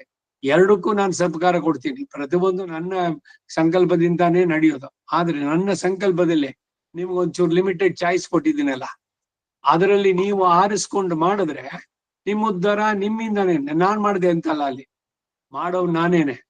ಆದ್ರೆ ಆ ಕ್ರೆಡಿಟ್ ನನಗ್ ಬೇಕಿಲ್ಲ. ಯಾಕೆಂದ್ರೆ ನೀನ್ ಮಾಡ್ಕೊಂಡೆ. ಮನ ಏವ ಮನುಷ್ಯಾನಾಂ ಕಾರಣಂ ಬಂಧ ಮೋಕ್ಷಯೋ. ಮನಸ್ಸೇ ಕಾರಣವಾಗುತ್ತೆ ಬಂಧಕ್ಕೂ ಮೋಕ್ಷಕ್ಕೂ. ಅಂದ್ರೆ ಯಾವಾಗ ನಿವೃತ್ತಿ ಧರ್ಮದಲ್ಲಿ ಮನಸ್ಸನ್ನ ಪ್ರಯೋಗಿಸಿ ಪ್ರಾಪಂಚಿಕವಾದ ವಿಷಯಗಳಲ್ಲಿ ಎಲ್ಲ ಅನಾಸಕ್ತಿಯನ್ನ ಬೆಳೆಸ್ತಾ ಬಂದ್ರೆ ಸಹಜವಾಗಿ ಮೋಕ್ಷದಲ್ಲಿ ಅವನು ಮೋಕ್ಷವನ್ನು ಪಡಿತಾನೆ. ಅದಕ್ಕೆ ವಿರುದ್ಧವಾಗಾದ್ರೆ ಇಲ್ಲಿರ್ತಾನೆ, ಮತ್ತೆ ಹುಟ್ಟುತ್ತಾನೆ, ಮತ್ತೆ ಇದರಲ್ಲೇ ಇರ್ತಾನೆ. ಹೀಗೆ ಒಟ್ಟಿನಲ್ಲಿ ಅವನು ಉದಾಸೀನ, ಇದ್ಯಾವುದಕ್ಕೂ ಅಂಟೋದಿಲ್ಲ ಅವನು. ಎರಡು ಪಕ್ಷಿಗಳು ಅಂತ ಹೇಳಿದಾಗ ಉದಾಸೀನ, ಸುಮ್ಮನೆ ಇದ್ದಾನೆ, ಎಲ್ಲವನ್ನು ವೀಕ್ಷಣೆ ಮಾಡ್ತಾನೆ. ಇದು ಭಗವಂತನ ನಡೆಸುವಂತಹದ್ದು. ಉದಾಸೀನ ವದಾಸೀನ, ಉದಾಸೀನನ ಹಾಗೆ ಇರುವಂತಹದ್ದು. ಆ ವಿವಿಧ ಸೃಷ್ಟಿಗೆ ಅವರುಗಳ ಕರ್ಮಗಳ ವೈವಿಧ್ಯತೆಯೇ ಕಾರಣ. ಆ ಕರ್ಮಗಳ ಕರ್ತೃತ್ವವು ಅವರನ್ನೇ ಸೇರಿದ್ದು, ಅವುಗಳ ಫಲಭೋಕ್ತೃತ್ವವು ಕೂಡ ಅವರಿಗೆ ಸೇರಿದ್ದು. ಆ ಕರ್ಮಗಳ ಫಲಾನುಗುಣವಾಗಿಯೇ ಸೃಷ್ಟಿ. ಆದ್ದರಿಂದ ಈ ವಿಷಯದಲ್ಲಿ ಅವರುಗಳ ಕರ್ತೃತ್ವ ಭೋಕ್ತೃತ್ವಗಳಲ್ಲಿ ನಾನು ಉದಾಸೀನನಾಗಿ ಇರ್ತೇನೆ. ಆ ಕಾರಣದಿಂದಲೇ ಅಸಕ್ತಂ ತೇಷು ಕರ್ಮಸು, ತಾನು ಮಾಡುವ ಈ ವಿಷಮ ಸೃಷ್ಟಿಗೆ ತಾನು ಕಾರಣವಲ್ಲ. ವೈಷಮ್ಯ ನೈರ್ಗಣ್ಯಾದಿ ದೋಷಗಳು ನನಗೆ ಉಂಟಾಗುವುದಿಲ್ಲ ಎನ್ನುವ ಭಾವವು ಕೂಡ ಉದಾಸೀನವತೆ, ಉದಾಸೀನನಾಗಿ ಇರುವ ಹಾಗೆ ಇರ್ತೇನೆ. ಔದಾಸೀನ್ಯವು ಯಾವ ಭಾಗದಲ್ಲಿ ಅಂತಂದ್ರೆ ಅವರೇ ಅಸಕ್ತಂ ತೇಷು ಕರ್ಮಸು, ಆ ಕರ್ಮಗಳಲ್ಲಿ ಮಾತ್ರ ಅಸಕ್ತನು. ವಿಷಮ ಸೃಷ್ಟಿಯಾದಿಗಳಲ್ಲಿ, ಇದು ಪ್ರಳಯ ಕರ್ಮಕ್ಕೂ ಉಪಲಕ್ಷಣ, ಮಾತ್ರ ಅಸಕ್ತ. ಪ್ರಾಣಿ ವರ್ಗಕ್ಕೆ ಕ್ಷೇಮ ಮಾಡಬೇಕೆಂಬ ನಿರ್ಹೇತುಕ ಕೃಪೆಯಿಂದ ಯಾವಾಗ್ಲೂ ಅಸಕ್ತನಾಗಿ ಇರ್ತಾನೆ. ಆಸಕ್ತಿ ಇಲ್ಲಿ ಉದಾಸೀನ ಅಂದ್ರೆ ಏನನ್ನು ಮಾಡದೆ ತಟಸ್ಥನಾಗಿದ್ದಾನೆ ಎನ್ನುವ ಅರ್ಥ ಅಲ್ಲ. ಅವಸರ ಪ್ರತೀಕ್ಷೆಯಲ್ಲೇ ಇರ್ತಾನೆ. ಹಿಂದೆ ಮಾಡಿದ ಸುಕೃತ ದುಷ್ಕೃತಿಗಳಿಗೆ ಅನುಗುಣವಾಗಿ ದೇಹಗಳನ್ನು ಉಂಟು ಮಾಡುವ ಸಂದರ್ಭದಲ್ಲಿ ಮಾತ್ರ ಅದು ನ್ಯಾಯಾನುಗುಣವಾಗಿ ಉಂಟಾಗತಕ್ಕದ್ದಾದ್ರಿಂದ ತಾನು ತಟಸ್ಥ ಎಂಬ ಭಾವ. ಉದಾಸೀನವತೆ ಅಂತ ಹೇಳಿರೋದ್ರಿಂದ ಸಂಪೂರ್ಣವಾಗಿ ಉದಾಸೀನನಲ್ಲ ಅನ್ನೋದು ವ್ಯಕ್ತ.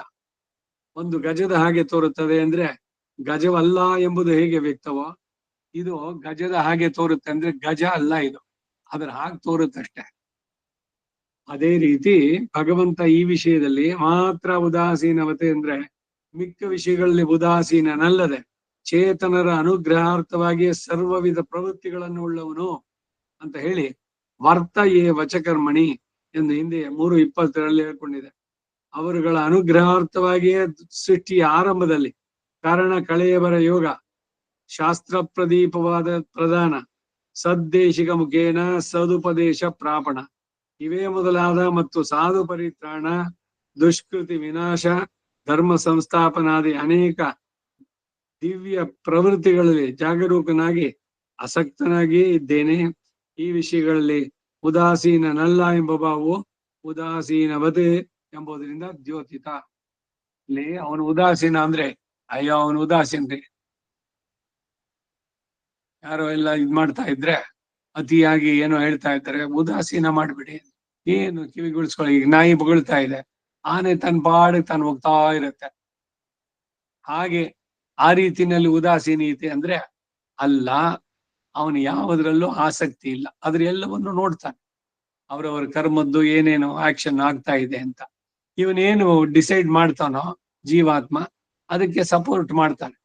ಅವನಲ್ಲೇ ಶರಣಾಗಿ ಭಗವಂತನಲ್ಲಿ ನನ್ನನ್ನು ಉದ್ಧಾರ ಮಾಡು ಅಂತ ಕೇಳಿದವ್ರಿಗೆ ಉದ್ಧಾರನು ಮಾಡ್ತಾನೆ. ಹೀಗೆ ಚೇತನನ ಅನುಗ್ರಹಾರ್ಥವಾಗಿಯೇ ಸರ್ವವಿಧ ಪ್ರವೃತ್ತಿಗಳನ್ನು ಉಳ್ಳವನು. ಅದಕ್ಕಾಗಿ ವರ್ತ ಏ ವಚಕರ್ಮಣಿ ಅಂತ 3:22 ಹೇಳಿದ್ದು. ಅವರುಗಳ ಅನುಗ್ರಹಾರ್ಥವಾಗಿಯೇ ಸೃಷ್ಟಿಯ ಆರಂಭದಲ್ಲಿ ಕರಣ ಕಳೆಯಬರ ಯೋಗ, ಶಾಸ್ತ್ರ ಪ್ರದೀಪ ಪ್ರಧಾನ, ಸದ್ದೇಶಿಕ ಮುಖೇನ ಸದುಪದೇಶ ಪ್ರಾಪಣ, ಇವೇ ಮೊದಲಾದ ಮತ್ತು ಸಾಧು ಪರಿತ್ರಾಣ, ದುಷ್ಕೃತಿ ವಿನಾಶ, ಧರ್ಮ ಸಂಸ್ಥಾಪನಾದಿ ಅನೇಕ ದಿವ್ಯ ಪ್ರವೃತ್ತಿಗಳಲ್ಲಿ ಜಾಗರೂಕನಾಗಿ ಆಸಕ್ತನಾಗಿ ಇದ್ದಾನೆ. ಅವನು ಮಾಡೋ ಕೆಲಸದಲ್ಲಿ ಅವನಿಗೆ ಆಸಕ್ತಿ ಇಲ್ಲ ಅಂತಲ್ಲ. ಈ ಚೇತನ ಸುಖ ಪಡ್ತಾನೋ ಅದರಲ್ಲಿ ಇವನು ಅನ್ಪರ್ಟರ್ಬ್ಡ್. ನೀನ್ ಮಾಡಿದ ಕರ್ಮ ನೀನ್ ಅನುಭವಿಸ್ತಾ ಇದೀಯ ಅಷ್ಟೆ. ಅಲ್ಲೇನು ದ್ವೇಷನೂ ಇಲ್ಲ, ಪ್ರೀತಿನೂ ಇಲ್ಲ. ಸುಮ್ನೆ ಸಾಕ್ಷೀಭೂತ, ವಿಟ್ನೆಸ್. ಎಲ್ಲರಲ್ಲೂ ಕೂಡ ತನ್ನ ಸಂಕಲ್ಪದಿಂದ ಯಾರ್ಯಾರಲ್ಲಿ ಕಾಯ ವಾಚ ಮನಸ ಏನೇನಾಗುತ್ತೆ ಎಲ್ಲವನ್ನು ಕೂಡ ಅವನು ತಿಳಿಯಬಲ್ಲ. ಹಾಗೆ ಸೊ ಜೀವಾತ್ಮನ ಪ್ರವೃತ್ತಿ ಇವುಗಳಲ್ಲಿ ಅವನು ಜಾಗರೂಕನಾಗಿದ್ದಾನೆ. ಈ ವಿಷಯಗಳಲ್ಲಿ ಉದಾಸೀನನಲ್ಲ ಅನ್ನೋ ವಾವು ಕೂಡ ಉದಾಸೀನವತ್ ಅನ್ನೋದ್ರಿಂದ ಹೇಳ್ತು.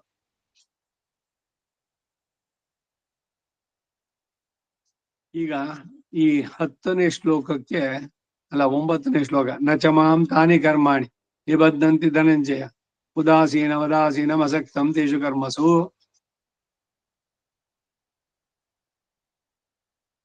ಇದಕ್ಕೆ ರಾಮಾನುಜರ ಮಾತು, ನಚತಾನಿ ವಿಷಮ ಸೃಷ್ಟ್ಯಾದೀನಿ ಕರ್ಮಾಣಿ ಮಾಂ ನಿಬದ್ಧಂತಿ ಮಯಿ ನೈರ್ಗಣ್ಯಾದಿಕಂ ನ ಆಪಾದಯಂತಿ ಯತಃ ಕ್ಷೇತ್ರಜ್ಞಾನಾಂ ಪೂರ್ವಕೃತಾನ್ಯೇವ ಕರ್ಮಾಣಿ ದೇವಾದಿ ವಿಷಮ ಭಾವ ಹೇತವಃ ಅಹಂತು ತತ್ರ ವೈಷಮ್ಯೆ ಆಸಕ್ತಃ ತತ್ರ ಉದಾಸೀನ ವದಾಸೀನಃ.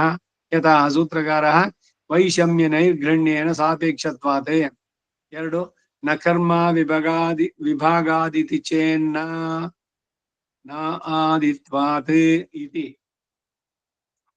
ಬ್ರಹ್ಮಸೂತ್ರದ್ದು 2 ಶ್ಲೋಕಗಳನ್ನ ಉಲ್ಲೇಖ ಮಾಡ್ತಾರೆ. ಈ ವಿಷಮ ಸೃಷ್ಟ್ಯಾದಿಗಳಿಂದ, ವಿಷಮ ಸೃಷ್ಟಿ ಅಂದ್ರೆ ವೈವಿಧ್ಯತೆ, ಇಲ್ಲಿ ಬೇರೆ ಬೇರೆ, ಒಬ್ಬ ಸುಖಿ ಒಬ್ಬ ದುಃಖಿ ಇವೆಲ್ಲ, ಆ ಸೃಷ್ಟಿಯಿಂದ ತನಗೆ ಯಾವ ದೋಷವೂ ಪ್ರಾಪ್ತವಾಗುವುದಿಲ್ಲ ಅಂತ ಹೇಳಿದ್ದಾರೆ. ಇಲ್ಲಿ ಆ ಚಾ ಶಬ್ದದಿಂದ ದೋಷ ಪ್ರಾಪ್ತಿ ರೂಪ ಶಂಕಾ ನಿವಾರಣಾ ಅರ್ಥ ಅಂತ ಹೇಳ್ತಾರೆ. ಅದು ಸೂಚಿತ. ವಿಷಮ ಸೃಷ್ಟಿಯ ಮೊದಲಾದ ಕರ್ಮಗಳು ಮಾಂ ನ ನಿಬದ್ಧಂತಿ ಅಂದ್ರೆ ಮೈ ನೈರ್ಗಣ್ಯಾದಿಕಂ ನಾಪಾದಯಂತಿ, ನನ್ನಲ್ಲಿ ನೈರ್ಗಣ್ಯವೇ ಮೊದಲಾದ ದೋಷಗಳ ಆರೋಪ ಇಲ್ಲ. ನೈರ್ಗಣ್ಯ ಅಂದ್ರೆ ಕೃಪಾಶೂನ್ಯನಾದಂತಹ ಕಠಿಣ ಸ್ವಭಾವ ಭಗವಂತನಿಗೆ. ಅವನ ಕರುಣೆ ಇಲ್ವೋ ಅವನಿಗೆ? ಯದಿ ಮೇ ನದೈಷ್ಯಸೇ ತಥೋ ದಯನೀಯಸ್ತವನಾಥ ದುರ್ಲಭ. ಇವರ ಆರ್ತನಾದ ಪ್ರಾರ್ಥನೆ ಹೊರತು ಅವನು ಕಟುಕ ಅಲ್ಲ. ಇನ್ನೂ ದಯ ಬಾರದೆ ದಾಸನ ಮೇಲೆ ಅಂತ ದಾಸರು ಹಾಡಿದ್ದು ಎಲ್ಲ. ಅವನ ದಯೆ ಬರುತ್ತೆ ನಾವು ಅವನನ್ನು ಆಶ್ರಯಿಸಿದ್ರೆ. ಆದ್ರೆ ನಾವ್ ಹಿಂದಿನ ಕರ್ಮಗಳು ಇದು ಮಾಡಿಬಿಟ್ಟು ಕೆಟ್ಟ ಕೆಲಸಗಳನ್ನೇ ಮಾಡಿ ಅದ್ರ ಫಲ ಬಂದಾಗ ಬೇಡ ಬೇಡ ಅಂತಂದ್ರೆ ಆಕ್ಷನ್ ಅಂಡ್ ರಿಯಾಕ್ಷನ್ ಅಲ್ಲಿ. ಹಾಗೆ ಒಂದು ಕಾಸು ಒಂದು ಎಫೆಕ್ಟ್. ಉಪ್ಪು ತಿಂದ ಮೇಲೆ ನೀರು ಕುಡಿಲೇಬೇಕು, ಅದು ಪ್ರಕೃತಿಯ ನಿಯಮ. ಹಾಗೆ ಒಳ್ಳೇದ್ ಮಾಡಿದ್ರ ಅದಕ್ಕೆ ಅವಾರ್ಡ್ ಕೂಡ ಉಂಟು, ಕೆಟ್ಟದ್ ಮಾಡಿದ್ರೆ ಪನಿಷ್ಮೆಂಟ್ ಉಂಟು. ಎರಡನ್ನು ಕೊಡ್ಬೇಕಾದ್ರೆ ಅವನಿಗೇನಿಲ್ಲ ಅದರಲ್ಲಿ. ಆ ರೀತಿ ಮಾಂ ನ ನಿಬದ್ಧಂತಿ ಮೈ ನೈರ್ಗಣ್ಯಾದಿಕಂ ನಾಪಾದಯಂತಿ ಮೊದಲಾದ ದೋಷಗಳ ಆರೋಪ ಅವನಿಗೆ ಬರೋಲ್ಲ. ವೈಷಮ್ಯ ಸೃಷ್ಟಿಗೆ ಕಾರಣ ಏನು ಅಂತಂದ್ರೆ ಯತಃ ಯಾವ ಕಾರಣದಿಂದ ಪೂರ್ವಕೃತಾನ್ಯೇವ ಕರ್ಮಾಣಿ, ಜೀವರಾಶಿಯಿಂದ ಈ ಪ್ರಳಯ ಸೃಷ್ಟಿಗಳಿಗೆ ಮೊದಲು ಮಾಡಲ್ಪಟ್ಟಂತ ಕರ್ಮಗಳೇ. ದೇವಾದಿ ವಿಷಮ ಭಾವ ಹೇತವಃ, ದೇವ ಮನುಷ್ಯ ತಿರ್ಯಕ್ ಸ್ಥಾವರ ರೂಪ ಸೃಷ್ಟಿಗೆ ಕಾರಣಗಳು. ಆ ಕಾರಣದಿಂದ ನಾನು ದೋಷಿಯಲ್ಲ ಎಂಬ ಭಾವ ಅದನ್ನೇ ಇಲ್ಲಿ ವ್ಯಕ್ತಪಡಿಸ್ತಾನೆ. ಅಹಂತು ನಾನಾದ್ರೂ ತತ್ರ ವೈಷಮ್ಯೆ, ಆ ಸೃಷ್ಟಿಯ ವ್ಯತ್ಯಾಸದಲ್ಲಿ ಆಸಕ್ತ ಸಂಬಂಧಪಟ್ಟವನಲ್ಲ, ಅಂದ್ರೆ ಪ್ರಯೋಜನ ರೂಪ ಸಂಬಂಧ ಇಲ್ಲದವನು ಅನ್ನುವಂಥ ಭಾವ. ತತ್ರ ಆ ವಿಷಮ ಸೃಷ್ಟಿಯಾದಿ ಸಂದರ್ಭದಲ್ಲಿ ಉದಾಸೀನ ವದಾಸೀನಃ, ಉದಾಸೀನನ ಹಾಗೆ ನಾನು ಸುಮ್ಮನೆ ಇದ್ದೇನೆ. ಮುಂದೆ ಅಸಕ್ತಂ ದೇಶು ಕರ್ಮಸು, ಅವುಗಳಲ್ಲಿ ಅಸಕ್ತನಾಗಿ ಉದಾಸೀನನಾಗಿ ಇದ್ದಾನೆ ಅಂತ ಹೇಳೋದ್ರಿಂದ ತನಗೆ ಕರ್ತೃತ್ವದ ಸಂಬಂಧವೇ ಇಲ್ಲ ಎಂಬ ಭ್ರಮೆ ಉಂಟಾದೀತು ಎಂದು ಭಾವಿಸಿ ತನ್ನಿವಾರಣಾರ್ಥವಾಗಿ ಔದಾಸೀನ್ಯ ಯಾವುದರಲ್ಲಿ ಅಂತಂದ್ರೆ ತತ್ರ ವೈಷಮ್ಯೆ, ಆ ಸೃಷ್ಟಿಯ ವೈಷಮ್ಯಕ್ಕೆ ಮಾತ್ರ ತಾನು ಕಾರಣನಲ್ಲ ಅಂತ ಹೇಳ್ಕೊಂಡ್ರು. ಜೀವಾತ್ಮರ ಕರ್ಮ ಬಲಗಳೆಲ್ಲ ಭಿನ್ನ ಕರ್ಮಾನುಸಾರವಾಗಿ ಭಿನ್ನವಾದ್ದರಿಂದ ತಾರತಮ್ಯವು ಅವರುಗಳಲ್ಲಿ ತಪ್ಪಿದ್ದಲ್ಲ. ಈ ವಿಷಯ ಭಾಗವತದ ತೃತೀಯ ಸಂಘದ 29ನೇ ಅಧ್ಯಾಯದಲ್ಲಿ ಕೂಡ ಹೇಳಿದೆ. 22ರಿಂದ 34ನೇ ಶ್ಲೋಕದಲ್ಲಿ ಅದು ನೋಡ್ಬೋದು ಅಂತಾರೆ. ಜೀವಾ ಶ್ರೇಷ್ಠ ಹ್ಯಜೀವಾನಂ ತತಃ ಪ್ರಾಣಭೃತೇಶುವೆ ತತಸ್ಸ ಚಿತ್ತಾಹ ಪ್ರವರಾಹ ತತಶ್ಚೇಂದ್ರಿಯ ವೃತ್ತಯಃ ತತ್ರಾಪಿ ಸ್ಪರ್ಶವೇದಿಭ್ಯಃ ಪ್ರವರಾ ರಸವೇದಿನಃ ತೇಭ್ಯೋ ಗಂಧವಿದಶ್ರೇಷ್ಠಾಃ ತತಃ ಶಬ್ದವಿದೋ ನ ವರಾಹ ರೂಪಭೇದವಿದಸ್ತತ್ರ ತತಶ್ಚೋಭಯ ವೇದಿನಃ ತೇಷಾಂ ಬಹುಪದಾ ಶ್ರೇಷ್ಠಾಶ್ಚತುಷ್ಪಾದ್ ಚತುಷ್ಪಾದಾತ್ ತತೋದ್ವಿಪಾತ್ ತಥೋ ವರ್ಣಾಶ್ಚ ಚತ್ವಾರಃ ತೇಷಾಂ ಬ್ರಾಹ್ಮಣ ಉತ್ತಮಃ ಬ್ರಾಹ್ಮಣೇಷ್ವಪಿ ವೇದಜ್ಞಃ ಅರ್ಥಜ್ಞೋ ಅಧಿಕಸ್ತತಃ ಅರ್ಥಜ್ಞಾತ್ ಸಂಶಯಚ್ಛೇತ ತತಶ್ರೇಯಾನ್ ಸ್ವಕರ್ಮಗತೆ ಮುಕ್ತ ಸಂಗಸ್ತತೋ ಭೂಯಾನ್ ಅಧೋಗ್ಧಾ ಧರ್ಮಮಾತ್ಮನಃ ತಸ್ಮಾನ್ ಮಯ್ಯರ್ಪಿತಾಶೇಷ ಕ್ರಿಯಾರ್ಥಾ ನಿರಂತರಃ ಕ್ರಿಯಾರ್ಥಾತ್ಮಾ ನಿರಂತರಃ ಮಯ್ಯರ್ಪಿತಾತ್ಮನಃ ಪುಂಸಃ ಮಯಿ ಸನ್ಯಸ್ತ ಕರ್ಮಣಃ ನ ಪಶ್ಯಾಮಿ ಪರಂ ಭೂತಂ ಅಕರ್ತು ಸಮದರ್ಶನಾತ್. ಇದು ಭಾಗವತದಲ್ಲಿ ಭಗವಂತನಿಗೆ ಕರ್ತೃತ್ವ ಇಲ್ಲ ಅನ್ನೋದನ್ನ ಬಹಳ ಸ್ಪಷ್ಟವಾಗಿ ಹೇಳಿ ಮಾಡುವಂತ ಈ ಶ್ಲೋಕಗಳು ಎಲ್ಲೆಲ್ಲೂ ಕೂಡ ತಾರತಮ್ಯವೇವಿನಃ ಸಮತ್ವ ಇಲ್ಲ ಎಂದು ಉತ್ತರೋತ್ತರ ಅಧಿಕಾರಿಗಳು ಪೂರ್ವೋತ್ತರಗಳಿಗಿಂತ ಶ್ರೇಷ್ಠ ಅಂತ ಹೇಳಿದ್ರು. ಸೃಷ್ಟಿಯನ್ನೆಲ್ಲ ನಡೆಸುವವನು ಪ್ರಧಾನ ಕಾರಣವಾಗಿ ಪರಮಾತ್ಮನೇ. ಆತನಿಲ್ಲದಿದ್ರೆ ಸೃಷ್ಟಿಯಲ್ಲಿ ಇದು ಮೂಲದ ಉತ್ತರಾರ್ಧಕ್ಕೆ ಅದ್ವೈತ ಸಿದ್ಧಾಂತಿಗಳು ಅರ್ಥ ಹೇಳೋದು ಕಷ್ಟ. ಲೋಕದಲ್ಲೆಲ್ಲ ಆತ್ಮ ಒಂದೇಯಾಗಿ ಅವಿದ್ಯಾವೇಷ್ಟಿತತ್ವ ಉಂಟಾಗುವಾಗ ಉದಾಸೀನನಾಗಿ ನಾನು ಇರುತ್ತೇನೆ ಅಂತಂದ್ರೆ ಅಸಕ್ತಂ ತೇಷು ಕರ್ಮಸು ಅಂತ ಹೇಳೋದು ಹೇಗೆ? ತನಗೇನೆ ಅವಿದ್ಯಾ ಸಂಬಂಧ ರೀತಿಯ ಸೃಷ್ಟಿ ಯಾವಾಗ ಆಯ್ತೋ ಆಗ ಅವನು ಅಸಕ್ತನು ಹೇಗೆ ಅಂತ ಕೇಳಬೇಕಾಗತ್ತೆ. ನಮ್ಮ ಸಿದ್ಧಾಂತಕ್ಕಾದ್ರೂ ಜೀವಾತ್ಮರು ಬೇರೆ, ಅವರ ಕರ್ಮ ಅನಾದಿ. ಆದ್ದರಿಂದ ಆ ವಿಷಮ ಸೃಷ್ಟಿಯಲ್ಲಿ ಭಗವಂತನ ಔದಾಸೀನ್ಯ ನಮಗೆ ಉಪಪನ್ನವೇ. ಆಸಕ್ತನಾಗಿರೋದು ಸಮಂಜಸವೇ.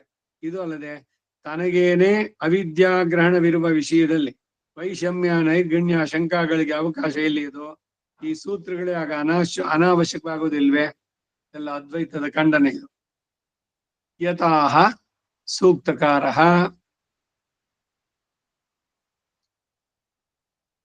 ಬ್ರಹ್ಮಸೂತ್ರ, ಹಾಗೆ ತಾನೇ ಸೂತ್ರಕಾರ ಹೇಳಿದ್ದು. ಆ ಸೂತ್ರಗಳು ಯಾವುದು ಅಂದ್ರೆ ವೈಷಮ್ಯ ನೈರ್ಘಣ್ಯೇನ ಸಾಪೇಕ್ಷತ್ವಾತ್ ನ ಕರ್ಮ ವಿಭಾಗಾದಿತಿ ಚೇನ್ನಾನಾದಿತ್ವಾತ್. ಈ ಸೂತ್ರಗಳ ತಾತ್ಪರ್ಯ ಏನು ಅಂದ್ರೆ ವೈಷಮ್ಯ ನೈರ್ಗಣ್ಯ ನ ಸಾಪೇಕ್ಷತ್ವಾತ್. ಹಿಂದಿನ ಸೂತ್ರದಲ್ಲಿ ಪರಮಪುರುಷನಿಗೆ ಜಗತ್ ಸೃಷ್ಟಿಯಾದಿ ಲೀಲೆಯೇ ಪ್ರಯೋಜನವಾದ್ದರಿಂದ ಜಗತ್ ಕಾರಣತ್ವ ಕೂಡುತ್ತೆ ಅಂತ ಹೇಳಿತು. ಆದರೆ ಸರ್ವಚೇತನ ವಿಷಯದಲ್ಲೂ ಸಮನಾಗಿ ಪರಮ ಕಾರಣಿಕನಾದ ಪರಮಪುರುಷನು ದೇವ ಮನುಷ್ಯಾದಿ ವಿಷಯ ಸೃಷ್ಟಿಯನ್ನ ಮಾಡಿದ್ರೆ ವಿಷಮ ಸೃಷ್ಟಿಯನ್ನ ವೈಷಮ್ಯ ದುಃಖ ಭೂಯಿಷ್ಠವಾಗಿ ಈ ಜಗತ್ತನ್ನ ಹೀಗೆ ನಿರ್ಮಿಸೋದ್ರಿಂದ ನೈರ್ಗಣ್ಯ ಉಂಟಾಗುವುದಿಲ್ವೇ ಎಂಬ ಶಂಕೆಯನ್ನ ಈ ಸೂತ್ರದಲ್ಲಿ ಪರಿಹರಿಸ್ತಾರೆ. ವೈಷಮ್ಯ ನೈರ್ಗಣ್ಯೆ, ಪರಮಪುರುಷನಿಗೆ ಈ ಎರಡು ದೋಷಗಳು ಉಂಟಾಗುವುದಿಲ್ಲ. ಯಾಕೆಂದ್ರೆ ಸಾಪೇಕ್ಷತ್ವ ದೇವಾದಿ ವಿಷಮ ಸೃಷ್ಟಿಯಲ್ಲೂ ದುಃಖಾದಿ ಸಮಸ್ತ ಕ್ಲೇಶಗಳಿಗೂ ಆಯಾಯ ಜೀವಾತ್ಮರುಗಳ ಪೂರ್ವ ಕರ್ಮಗಳ ಅಪೇಕ್ಷೆಯು ಈ ಸೃಷ್ಟಿಗೆ ಇರೋದ್ರಿಂದ, ಅಂದ್ರೆ ಅವರ ಕರ್ಮಗಳಿಗೆ ಅನುಸಾರವಾಗಿ ಸೃಷ್ಟಿ ಕ್ರಮ ನಡೆಯೋದು. ಆದ್ದರಿಂದ ತಥಾಹಿ ದರ್ಶಯತಿ, ಅದೇ ರೀತಿ ಪ್ರಮಾಣಗಳಿದೆ. ಸಾಧುಕಾರಿ ಸಾಧುರ್ಭವತಿ, ಪಾಪಕಾರಿ ಪಾಪೋ ಭವತಿ, ಪುಣ್ಯ ಪುಣ್ಯೇನ ಕರ್ಮಣ ಭವತಿ, ಪಾಪ ಪಾಪೇನ ಕರ್ಮಣ. ಬೃಹದಾರಣ್ಯ ಕಾರುಣಕ 5. ನಿಮಿತ್ತ ಮಾತ್ರ ಮುಕ್ತೇವಂ ನಾನ್ಯತ್ ಕಿಂಚಿತ್ ಅಪೇಕ್ಷತೆ ನೀಯತೆ ತಪತಾಂ ಶ್ರೇಷ್ಠ ಸ್ವಶಕ್ತಿಯ ವಸ್ತುತಾಂ. ವಿಷ್ಣು ಪುರಾಣ. ಸರ್ವೇಶ್ವರನು ಸುಮ್ಮನೆ ವ್ಯಾಜ ರೂಪ ಮಾತ್ರವೇ ವಿನಃ ಬೇರೆ ಅಲ್ಲ. ವಸ್ತುತಾಂ, ದೇವ ಮನುಷ್ಯಾದಿ ರೂಪದಲ್ಲಿರುವ ತೋರುವ ವಸ್ತು ಎಲ್ಲ ಆಯಾಯ ರೂಪಗಳನ್ನು ಹೊಂದುವ ಅವಸ್ಥೆಯನ್ನ ಸ್ವಶಕ್ತಿಯಾನಿ ಈಯತೆ, ಪೂರ್ವಾರ್ಜಿತ ಕರ್ಮ ಶಕ್ತಿಯಿಂದಲೇ ಹೊಂದುತ್ತವೆ. ಆದ್ದರಿಂದ ಪರಮಾತ್ಮನು ಪ್ರಧಾನ ಕರ್ತ ಅಂತ ಹೇಳುವವನು ಈ ಸಂದರ್ಭದಲ್ಲಿ ಸ್ವಲ್ಪ ಮಟ್ಟಿಗೆ ಔಪಚಾರಿಕ ಎಂಬ ಭಾವ. ಹಾಗೆ ಅವಿದ್ಯಾ ಕರ್ಮ ಸಂಜ್ಞಾನ ತೃತೀಯ ಶಕ್ತಿವರ್ಯಿಷ್ಯತೆ ಯಯಾ ಕ್ಷೇತ್ರಜ್ಞ ಶಕ್ತಿ ಸಾ ವೇಷ್ಟಿ ತಾನ್ ನೃಪ ಸರ್ವಗ ಸಂಸಾರ ತಾಪ ನ ಅಖಿಲಾನ್ ಅವಾಪ್ನೋತಿ ಇತಿ ಸಂತತಾನ್ ತಯಾ ತಿರೋಹಿತತ್ವಾಶ್ಚ ತತ್ವಾಚ್ಚ ಶಕ್ತಿ ಕ್ರೇತಜ್ಞ ಸಂಹಿತ ಸರ್ವಭೂತೇಷು ಸರ್ವಕಾಲೇಷು ಸರ್ವಭೂತೇಷು ಭೂಪಾಲ ತಾರತಮ್ಯೇನ ವರ್ತತೆ. ಇದು ವಿಷ್ಣು ಪುರಾಣದ ಮಾತು 6, 7, 62, 63. ಅದು ಕೂಡ ಇಲ್ಲಿ ಏನು ಸಂದೇಹ ಮಾಡಬಹುದು ಅಂತ ಹೇಳ್ತಾರೆ. ಪೂರ್ವಾರ್ಜಿತ ಕರ್ಮಕ್ಕೆ ಅನುಗುಣವಾಗಿ ಈ ವಿಷಮ ಸೃಷ್ಟಿ ಅಂತಾರೆ. ಸೃಷ್ಟಿಗೆ ಮುಂತೆ ಕ್ಷೇತ್ರಜ್ಞ ಇರ್ಲಿಲ್ವಲ್ಲ, ಇನ್ನು ಕರ್ಮ ಎಲ್ಲಿದು ಅಂತಂದ್ರೆ ಇಲ್ಲ. ಇದ್ರ ಬಗ್ಗೆ ಏನಾದ್ರು ಸ್ವಲ್ಪ ನಿಧಾನವಾಗಿ ಯಾವಾಗ್ಲಾರು ಮೌನವಾಗಿದ್ದಾಗ ಯೋಚನೆ ಮಾಡೋದು ನಿಮ್ಗೆ ಅನ್ಸ್ಬೋದಲ್ಲ. ಈಗ ಅವನಿಂದನೇ ಎಲ್ಲ ಸೃಷ್ಟಿಯಾಗಿತ್ತು, ಫಸ್ಟ್ ಬಿಗಿನಿಂಗ್, ಆದಿಯಲ್ಲಿ. ಅವಾಗೇನು ಎಲ್ರೂ ಧರ್ಮಾತ್ಮ ಆಗಿದ್ರ, ಏನು ವೈವಿಧ್ಯತೆ ಇರ್ಲಿಲ್ವಾ. ಆಮೇಲೆ ಇವ್ರು ಮಾಡಿದ ಕರ್ಮದಿಂದ ಇವ್ರಿಗೆ ಏನಾರು ಬಂತ ಅಂತಂದ್ರೆ ಈ ಸೃಷ್ಟಿ ಪ್ರಳಯ ಇದೆಯಲ್ಲ, ಇದರಲ್ಲಿ ಆ ಕರ್ಮದ ಆದಿ ಬಿಗಿನಿಂಗು ಅದು ಇಲ್ವೇ ಇಲ್ಲ, ಅನಾದಿಯಾಗಿ ಇರುವಂತಹದ್ದು ಅಂತ. ಈ ಜೀವಾತ್ಮನಿಗೆ ಈ ಕರ್ಮದ ಸಂಬಂಧ ಯಾವಾಗ ಉಂಟಾಯ್ತು? ಅದಕ್ಕೆ ಅದನ್ನ ಅನಾದಿ ಅಂತ ಹೇಳಿದ್ದು. ಸೊ ಹಾಗಾದ್ರೆ ವೈವಿಧ್ಯತೆ, ಸೃಷ್ಟಿ ಮೊದಲಿನಲ್ಲಿ ಎಲ್ಲರೂ ಸತ್ಯವಾದಿಗಳಾಗಿದ್ರು, ಆಮೇಲೆ ಸ್ವಲ್ಪವಾಗಿ ಏನು ಪ್ರಕೃತಿಯ ಗುಣಗಳಿಗೆ ಇದಕ್ಕಾಗಿ ಕೆಟ್ಟ ಕೆಲಸ ಮಾಡ್ತಾ ಮಾಡ್ತಾ ಅಧರ್ಮ ಹೆಚ್ಚುತ್ತಾ ಬಂತು. ಅದಲ್ಲ. ಸೃಷ್ಟಿಯ ಆರಂಭದಲ್ಲೇನೆ ಇವನು ಮಾಡ್ಬೇಕಾದ್ರೆ ಅವರವರ ಕರ್ಮಕ್ಕಾಗಿ, ಅಂದ್ರೆ ಅಲ್ಲಿ ವೈವಿಧ್ಯತೆ ಇದ್ದೇ ಇತ್ತು. ಏನು ಅಂದ್ರೆ ಜಾಸ್ತಿ ಇದ್ರದನ್ನ ಹೇಳ್ಬೋದಷ್ಟೆ. ಈಗ ಸಾತ್ವಿಕ, ರಾಜಸ, ತಾಮಸಗಳು ಮೂರು ಗುಣಗಳು ಪ್ರಕೃತಿಯಲ್ಲಿ ತ್ರಿಗುಣಾತ್ಮಕವಾದ್ದು. ಇಲ್ಲಿ ಪೂರ್ಣ 100% ಸಾತ್ವಿಕಗಳು ಅಂತ ಯಾರು ಉಂಟಾ? ಅಥವಾ 100% ತಾಮಸಿಗಳು ಅಂತಿದ್ಯಾ?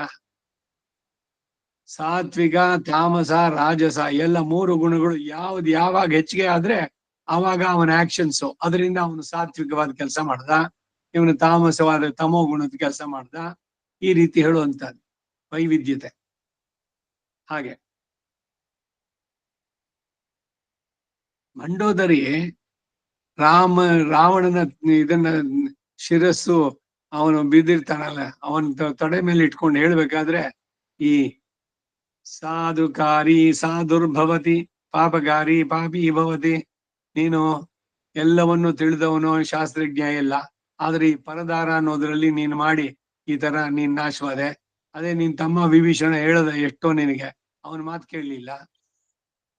ನೋಡು, ಅವನಿಗೆ ಎಲ್ಲ ಮುಂದಿನದು ಇದೆಲ್ಲ ಸಿಕ್ಕಿ ಎಲ್ಲ ಆಗೋದು, ರಾಜ್ಯಭಾರ, ಅವನ ಲಂಕಾಧಿಪತ್ಯ ಎಲ್ಲವೂ ಕೂಡ ಆಗ್ಬೇಕಾದ್ರೆ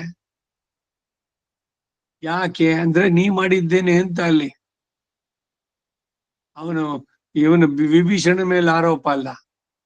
ಹಾಗಾಗಿನೇ ಮಂಡೋದರಿಗೆ ರಾಮ ಚತುರ್ಭುಜಧಾರಿಯಾಗಿ ಅಲ್ಲಿ ತೋರ್ಕೊಂಡ ಅಂತ. ಅವಳು ದುಃಖದಲ್ಲಿ ವಿಲಪಿಸ್ಬೇಕಾದ್ರೆ ಆ ದುಃಖದಲ್ಲೂ ಕೂಡ ರಾಮನನ್ನ ನಿಂದಿಸೋಲ್ಲ. ಇದೇನೆ ಬಹಳ ಹಿರಿಯಾದದ್ದು ಮಾತು ಅಂತಂದ್ರೆ. ತಾರೆಗೆ ವಾಲಿಯ ವಧೆಯ ಸಂದರ್ಭದಲ್ಲಿ ನೇರವಾಗಿ ವಾಲಿನೇನೆ ಆ ದೋಷವನ್ನು ಆರೋಪಿಸಿದಾಗ ಎಲ್ಲ ಪೂರ್ಣವಾಗಿ ಹೇಳು ಏನೇನ್ ಹೇಳ್ತೀಯೋ ಅಂತ ಹೇಳ್ಬಿಟ್ಟು ಆಮೇಲೆ ಒಂದೊಂದಾಗಿ ತಗೊಂಡು ಎಲ್ಲ ಕ್ಲಿಯರ್ ಮಾಡ್ತಾನೆ ಸಂದೇಹಗಳು. ನಿನಗೆ ಈ ರೀತಿ ಹೇಗೆ ನಾನು ಮಾಡಿದ್ದು ಸರಿ ಅನ್ನೋದು, ನಾನು ನಿನಗೆ ಶಿಕ್ಷೆಯನ್ನು ಕೊಟ್ಟು ಆ ದೋಷದಿಂದ ನಿನ್ನನ್ನು ಬಿಡುಗಡೆ ಮಾಡಿದ್ದೇನೆ, ನಿನ್ನ ಆತ್ಮಕ್ಕೆ ಅಂಟಿರೋದಿಲ್ಲ ಬಿಕಾಸ್ ಆಫ್ ದಿಸ್ ಪನಿಷ್ಮೆಂಟ್. ಹೀಗೆ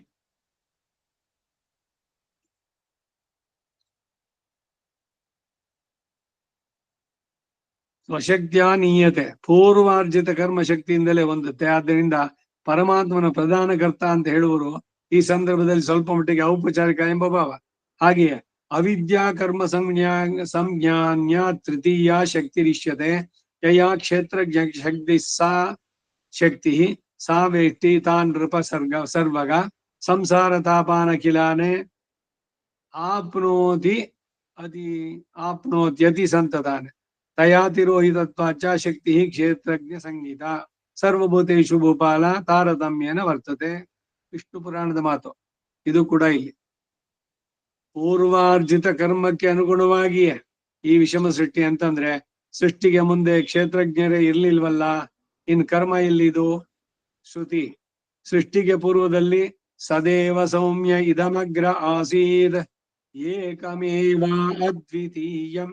ಸತ್ ಶಬ್ದನ ವಾಚನಾದಂತ ಪರಮಾತ್ಮ ಒಬ್ಬನೇ ಇದ್ದ. ಆಮೇಲೆ ಅವನು ಸಂಕಲ್ಪ ಮಾಡಿದ್ದು ಸೋ ಕಾಮಯ್ಯದ.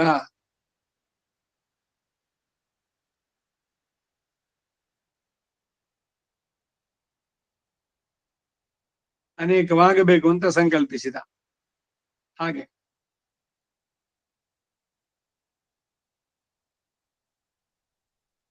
ಸತ್ಶಬ್ದ ವಾಚನಾದ ಪರಮಾತ್ಮ ಒಬ್ಬನೇ ಇದ್ದ. ಇನ್ನು ಎರಡನೆಯದು ಇರ್ಲಿಲ್ಲ ಎಂದು ಕಂಠೋಕ್ತವಾಗಿ ಹೇಳುತ್ತೆ. ಇದರಿಂದ ಜೀವಾತ್ಮರೇ ಇರಲಿಲ್ಲ ಎಂದು ತೋರುತ್ತದಲ್ಲ ಎಂದು ಆಕ್ಷೇಪ ತಂದ್ರೆ ಮುಂದಿನ ಸೂತ್ರ ಅದನ್ನ ಖಂಡಿಸುತ್ತೆ. ಸೃಷ್ಟಿಗೆ ಮೊದಲು ನ ಕರ್ಮ ಇಲ್ಲ. ಏಕೆಂದ್ರೆ ಕ್ಷೇತ್ರಜ್ಞರು ಸೃಷ್ಟಿಗೆ ಮೊದಲು ಇಲ್ಲವೇ ಇಲ್ಲ. ಕ್ಷೇತ್ರಜ್ಞರೇ ಇಲ್ಲದಿರುವಾಗ ಕರ್ಮ ಎಲ್ಲಿದು? ಕಾರಣ ಏನು ಅಂದ್ರೆ ಅವಿಭಾಗಾದಿತಿ ಚೇತೆ ಸದೇವ ಸೌಮ್ಯ ಇದಂ ಎಂದು ಹಿಂದೆ ಉದಾಹರಿಸಿರುವ ಶ್ರುತಿಯಲ್ಲಿ ಪರಮಾತ್ಮನಿಲ್ಲದೆ ಬೇರೆ ಯಾವುದು ಇರಲಿಲ್ಲ ಅಂತ ಹೇಳಿ ಅವಧಾರಣದಿಂದ ಅದನ್ನು ಸಮರ್ಥಿಸೋದ್ರಿಂದ ಕ್ಷೇತ್ರಜ್ಞರೇ ಇಲ್ಲದಿರುವಾಗ ಕರ್ಮ ಎಲ್ಲಿದು ಎಂದು ಆಕ್ಷೇಪ ಅಂದ್ರೆ ಅದ್ ಹಾಗಲ್ಲ. ಇದಕ್ಕೆ ಕಾರಣ ಯಾವುದು ಅಂತಂದ್ರೆ ಅನಾದಿತ್ವಾದ್. ಕ್ಷೇತ್ರಜ್ಞರು ಅವರ ಕರ್ಮಗಳು ಸಹ ಅನಾದಿಯಾಗಿ ಉಂಟು. ಉಪಪದ್ಯತೆ ಚ ಪೃಥಕ್ಕಾಗಿ ನಿರ್ದೇಶಕ್ಕೆ ಅರ್ಹತೆ ಇಲ್ಲದೆ ನಾಮರೂಪಾದಿಗಳಿಲ್ಲದೆ ಅತಿ ಸೂಕ್ಷ್ಮ ದಶೆಯಲ್ಲೂ ಕೂಡ ಪರಬ್ರಹ್ಮ ಶರೀರವಾಗಿದ್ದರಿಂದ ಸ ದೇವ ಎಂಬ ಶ್ರುತಿ ಉಪವನ್ನವೇ. ಹಾಗೆ ಒಪ್ಪಿಕೊಳ್ಳೋದಿದ್ರೆ ಅಸತ್ ಖ್ಯಾತಿಯನ್ನು ಒಪ್ಪಿಕೊಂಡು ಇಲ್ಲದೆ ಇದ್ದದ್ದು ಹೊಸದಾಗಿ ಉಂಟಾಯಿತು ಅಂತ ಹೇಳ್ಬೇಕಾಗುತ್ತೆ. ಆಗ ಕಾರಣ ಕಾರ್ಯಗಳಿಗೆ ಅನನ್ಯತ್ವ ಹೇಳುವಂತಹ ತದನನ್ಯತ್ವಂ ಆರಂಭಣ ಶಬ್ದಾಭಿಪ್ರಾಯ ಎಂಬ ಸೂತ್ರಕ್ಕೆ ಕೂಡ ವಿರುದ್ಧವಾಗುತ್ತೆ. ಉಪಲಭ್ಯತೆ ಚ ಕ್ಷೇತ್ರಜ್ಞರ ಅನಾದಿತ್ವಕ್ಕೆ ಪ್ರಮಾಣಗಳು ಇವೆ ಅಷ್ಟೇ. ಜ್ಞಾಜ್ಞೌ ದ್ವೌ ವಜಾವೀಶ ನೀಶೌ ಶ್ವೇತಾಶ್ವತರ 1:9. ನಿತ್ಯೋ ನಿತ್ಯಾನಾಂ ಚೇತನಶ್ಚೇತನಾನಾಂ ಏಕೋ ಬಹೂನಾಂ ಯೋ ವಿದದಾತಿ ಕಾಮಾನ್ ಶ್ವೇತಾಶ್ವತರ 6:13. ಪ್ರಗತಿಂ ಪುರುಷಂಚೈವ ವಿದ್ಯನಾದೀವು ಭಾವಪಿ ಭಗವದ್ಗೀತೆ 3:19. ಆ ಬ್ರಹ್ಮ ಸ್ತಂಭ ಪರ್ಯಂತ ಜಗದಂತರ್ವ್ಯವಸ್ಥಿತಾ ಪ್ರಾಣಿನ ಕರ್ಮಜನಿತ ಸಂಸಾರ ವಶವರ್ತಿನಃ. ವಿಷ್ಣು ಧರ್ಮ 104 23-26. ಚತುರ್ಮುಖ ಮೊದಲುಗೊಂಡು ಜಗತ್ತಿನ ಸರ್ವ ಪ್ರಾಣಿಗಳಿಗೂ ಕರ್ಮದಿಂದ ಉಂಟಾದ ದೇಹಕ್ಕೆ ಅವರೆಲ್ಲ ವಚರಾಗಿರೋರೆ. ಅಂದ್ರೆ ಬದ್ಧರೇನೆ. ಅವನು ಬ್ರಹ್ಮನೋ ಇಂದ್ರನೋ ಬೇರೆ ಬೇರೆ ದೇವತೆಗಳು ಎಲ್ರು ಅವ್ರವ್ರು ಮಾಡಿದ್ದಕ್ಕೆ ಉತ್ತಮ ಮಧ್ಯಮ ಅಧಮ ಶರೀರಗಳು ಬೇರೆ ಬೇರೆ. ಆತ್ಮರೆಲ್ಲ ಕರ್ಮ ಬಂದರೇನೆ. ಇವರುಗಳಿಗೆ ಶುಭಾಶ್ರಯ ರೂಪ ದಿವ್ಯಮಂಗಳ ವಿಗ್ರಹ ಇಲ್ಲ ಎಂದು ಮುಂದೆ ಹೇಳಲ್ಪಡುತ್ತೆ. ನಿತ್ಯತ್ವೇನೋ ಕ್ಷೇತ್ರಜ್ಞವ್ಯ ಒಪ್ಪಿಕೊಳ್ಳುತ್ತಾನೆ. ಆದರೆ ಸೃಷ್ಟಿಯಲ್ಲೇ ಅವರು ಉಂಟಾಗ್ತಾರೆ ಎಂದು ಹೇಳೋದು ಹೇಗೆ ಎಂಬ ವಾದ ತಂದ್ರೆ ಅಸತ್ಖ್ಯಾತಿ ಹೇಳಲು ಸಾಧ್ಯವಿಲ್ಲದ್ರಿಂದ ಮುಕ್ತರಿಗೆ ಪುನರಾವೃತ್ತಿ ಉಂಟಾಗಿ ಸೃಷ್ಟಿಯು ಅಂತ ಒಪ್ಪಿಕೊಳ್ಳಬೇಕಾಗುತ್ತೆ. ಆದ್ರಿಂದ ಬದ್ಧ ಜೀವರೇ ಅನಾದಿಯಾಗಿದ್ದರು ಅವರಿಗೆ ಪೂರ್ವಾರ್ಜಿತ ಕರ್ಮ ಪ್ರವಾಹ ಅನಾದಿಯಾಗಿತ್ತು ಎಂದು ಒಪ್ಪತಕ್ಕದ್ದಾಗಿದೆ. ಇದರಿಂದ ಪ್ರಳಯ ದಶೆಯಲ್ಲೂ ಕೂಡ ಪುನಃ ಸೃಷ್ಟಿಕಾಲದಲ್ಲೂ ಸಹ ಕರ್ಮ ಪ್ರವಾಹ ಅನಾದಿಯಾಗಿದ್ದುಕೊಂಡು ವಿಷಮ ಸೃಷ್ಟಿಗೆ ಇದು ಕಾರಣವಾಗುತ್ತೆ ಅನ್ನೋದನ್ನ ಒಪ್ಪಲೇಬೇಕಾಗತ್ತೆ. ಪೂರ್ವಾರ್ಜಿತ ಕರ್ಮ ಪ್ರವಾಹ ಅನಾದಿಯಾಗಿ ಇತ್ತು ಎಂಬುದರ ಅಭಿಪ್ರಾಯವನ್ನ ಸರಿಯಾಗಿ ತಿಳಿಯತಕ್ಕದ್ದಾಗಿದೆ. ಕರ್ಮ ಮಾಡಿದ್ರೆ ಕರ್ಮ ಗತಿಸಿ ಹೋಗುತ್ತೆ, ಅದೇನೋ ಒಂದು ಹೊರೆ ಅಲ್ಲ. ಅದರ ಫಲವನ್ನ ಮಾತ್ರ ಅನುಭವಿಸ್ತಕ್ಕದ್ದಾಗಿದೆ. ಆ ಫಲವು ಯಾವ ರೂಪ ಅಂತಂದ್ರೆ ಪುಣ್ಯವಾಗಿದ್ರೆ ಭಗವದ್ ಅನುಗ್ರಹ ರೂಪ, ಪಾಪವಾಗಿದ್ರೆ ಭಗವಂತನ ನಿಗ್ರಹ ರೂಪ. ಅದು ಸಂಕಲ್ಪ. ಹೀಗೆ ಸ್ಪಷ್ಟತೆಯನ್ನ ನೀಡ್ತಾ ಇದ್ದಾರೆ. ಇನ್ನು ಮುಂದಿನ ಶ್ಲೋಕ 10ನೇದು. ಮಯಾಧ್ಯಕ್ಷೇಣ ಪ್ರಕೃತಿ ಸೂಯತೆ ಸಚರಾಚರಂ ಹೇತುನಾನೇನ ಕೌಂತೆಯ ಜಗದ್ಧಿ ಪರಿವರ್ತತೆ. ಮೂಲಕ್ಕೆ ಅವತಾರಿಗೆ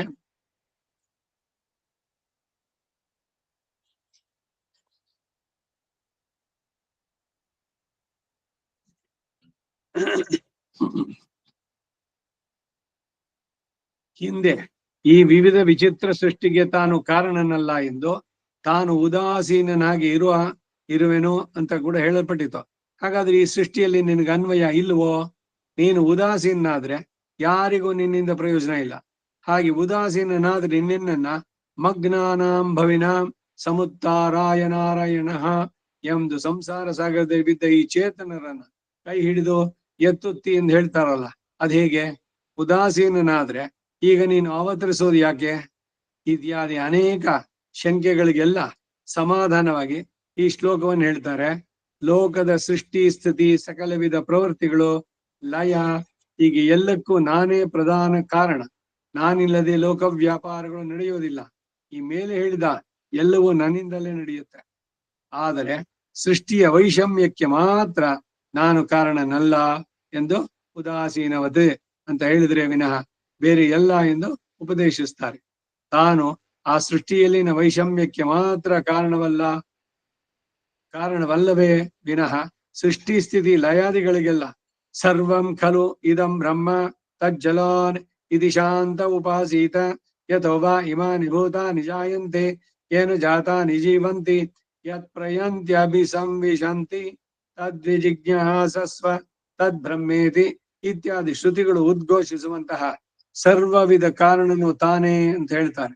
ಕೆಲವರು ಪರಬ್ರಹ್ಮ ಸಂಕಲ್ಪಿಸುವ ಮೂಲಕ ಮಾತ್ರವೇ ಕಾರಣನಾದ್ದರಿಂದ ನಿಮಿತ್ತ ಕಾರಣನು ಪ್ರಕೃತಿಯ ಉಪಾದಾನ ಅಂತಾನು ಹೇಳ್ತಾರೆ. ಹಾಗೆ ಹೇಳುವವರ ಶಂಕೆಗೆ ಈ ಶ್ಲೋಕ ಸಮಾಧಾನವನ್ನು ಹೇಳುತ್ತೆ. ಅವರುಗಳು ಕುಲಾಲ ಮತ್ತು ಘಟ ದೃಷ್ಟಾಂತವನ್ನ ನೋಡಿ ತನಗೆ ಹಾಗೆ ವಾದಿಸ್ತಾರೆ. ಕುಲಾಲನಿಗೂ ಮೃತ್ತಿಗೂ ಏನೊಂದು ತರ ಸಂಬಂಧ ಇಲ್ಲದ್ದರಿಂದ ಅಲ್ಲಿ ನಿಮಿತ್ತ ಕಾರಣವೇ ಬೇರೆ, ಉಪಾದಾನ ಕಾರಣವೇ ಬೇರೆ. ಇಲ್ಲಿ ಆದ್ರೂ ಹಾಗಲ್ಲ. ಪರಮಾತ್ಮನು ಚರಾಚರಗಳ ಸಮ್ಮೇಳನವಾದಂತಹ ಅಪರ ಪ್ರಕೃತಿಗಳಾದ ಎರಡು ದ್ರವ್ಯಗಳಿಗೂ ಒಟ್ಟಿಗೆ ಆತ್ಮವಾಗಿ ಅವನು ತನಗೆ ಅಪೃಥಕ್ ಸಿದ್ಧ ವಿಶೇಷವಾಗಿರುವುದರಿಂದ ನಿಮಿತ್ತ ಉಪಾದಾನ ಕಾರಣಗಳು ಪರಮಾತ್ಮನೊಬ್ಬನಲ್ಲೇ ಅನ್ವಯಿಸುತ್ತೆ. ಎಲ್ಲವನ್ನು ಅವನೇ ಮಾಡ್ತಾನೆ, ಆದ್ರೆ ಅವನಿಗೆ ಯಾವುದೂ ಅಂಟೋದಿಲ್ಲ. ಯಾಕೆಂದ್ರೆ ಅದ್ರಲ್ಲಿ ಅವನಿಗೆ ಯಾವ ಆಸಕ್ತಿನೂ ಇಲ್ಲ. ಆಸಕ್ತಿ ಇಲ್ಲ ಅಂತ ಏನೋ ಮಾಡಿ ಬಿಸಾಕೋದು ಅಂತಿಲ್ಲ. ಅವರವರ ಕರ್ಮಕ್ಕೆ ಸರಿಯಾಗಿ ಅವನೇ ಬರೆದಂತ ಶಾಸ್ತ್ರಕ್ಕೆ ಅವನು ಅನುಗುಣವಾಗಿ ನಡೆಯುವುದು, ಅದನ್ನ ಧಿಕ್ಕರಿಸಿ ಅಲ್ಲ ಇವೆಲ್ಲ. ಹಾಗೆ ಶ್ರುತಿ ಕೂಡ ಯಥೋರ್ಣನಾಭಿಸೃಜತೆ ಗೃಹತೆ ಚ ಮುಂಡಕೋಪನಿಷತ್ತು 1:1-7. ಊರ್ಣನಾಭಿ ಅಂದ್ರೆ ಜೇಡರುಳು, ಜೇಡ ಬಲೆಯನ್ನು ನೇಯುತ್ತೆ. ಹೇಗೆ? ತನ್ನ ಬಾಯಿಂದ ಬರುವಂತ ಇದರಿಂದಾನೆ, ಜೊಲ್ಲಿನಿಂದ. ಅದು ಹೊರಗಡೆ ಬಂದ್ಮೇಲೆ ಅದು ಇದಾಗಿರುತ್ತೆ. ಆಮೇಲೆ ಅದು ಎಲ್ಲವನ್ನು ತಾನೇ ನುಂಗ್ಬಿಟ್ಟು ಹೊಟ್ಟೋಗುತ್ತೆ. ಸೃಷ್ಟಿ ಮಾಡ್ಕೊಂಡಿದ್ದು ಅದೇ, ನಾಶ ಮಾಡಿದ್ದು ಅಷ್ಟೇ. ಇನ್ನೊಂದು ಕಡೆ ಹೋಗಿ ಇನ್ನೊಂದು ಇದು ಬಲೆಯನ್ನ ಹಾಕತ್ತೆ, ಮತ್ತೆ ಅದ್ರ ಕನ್ಸ್ಟ್ರಕ್ಷನ್.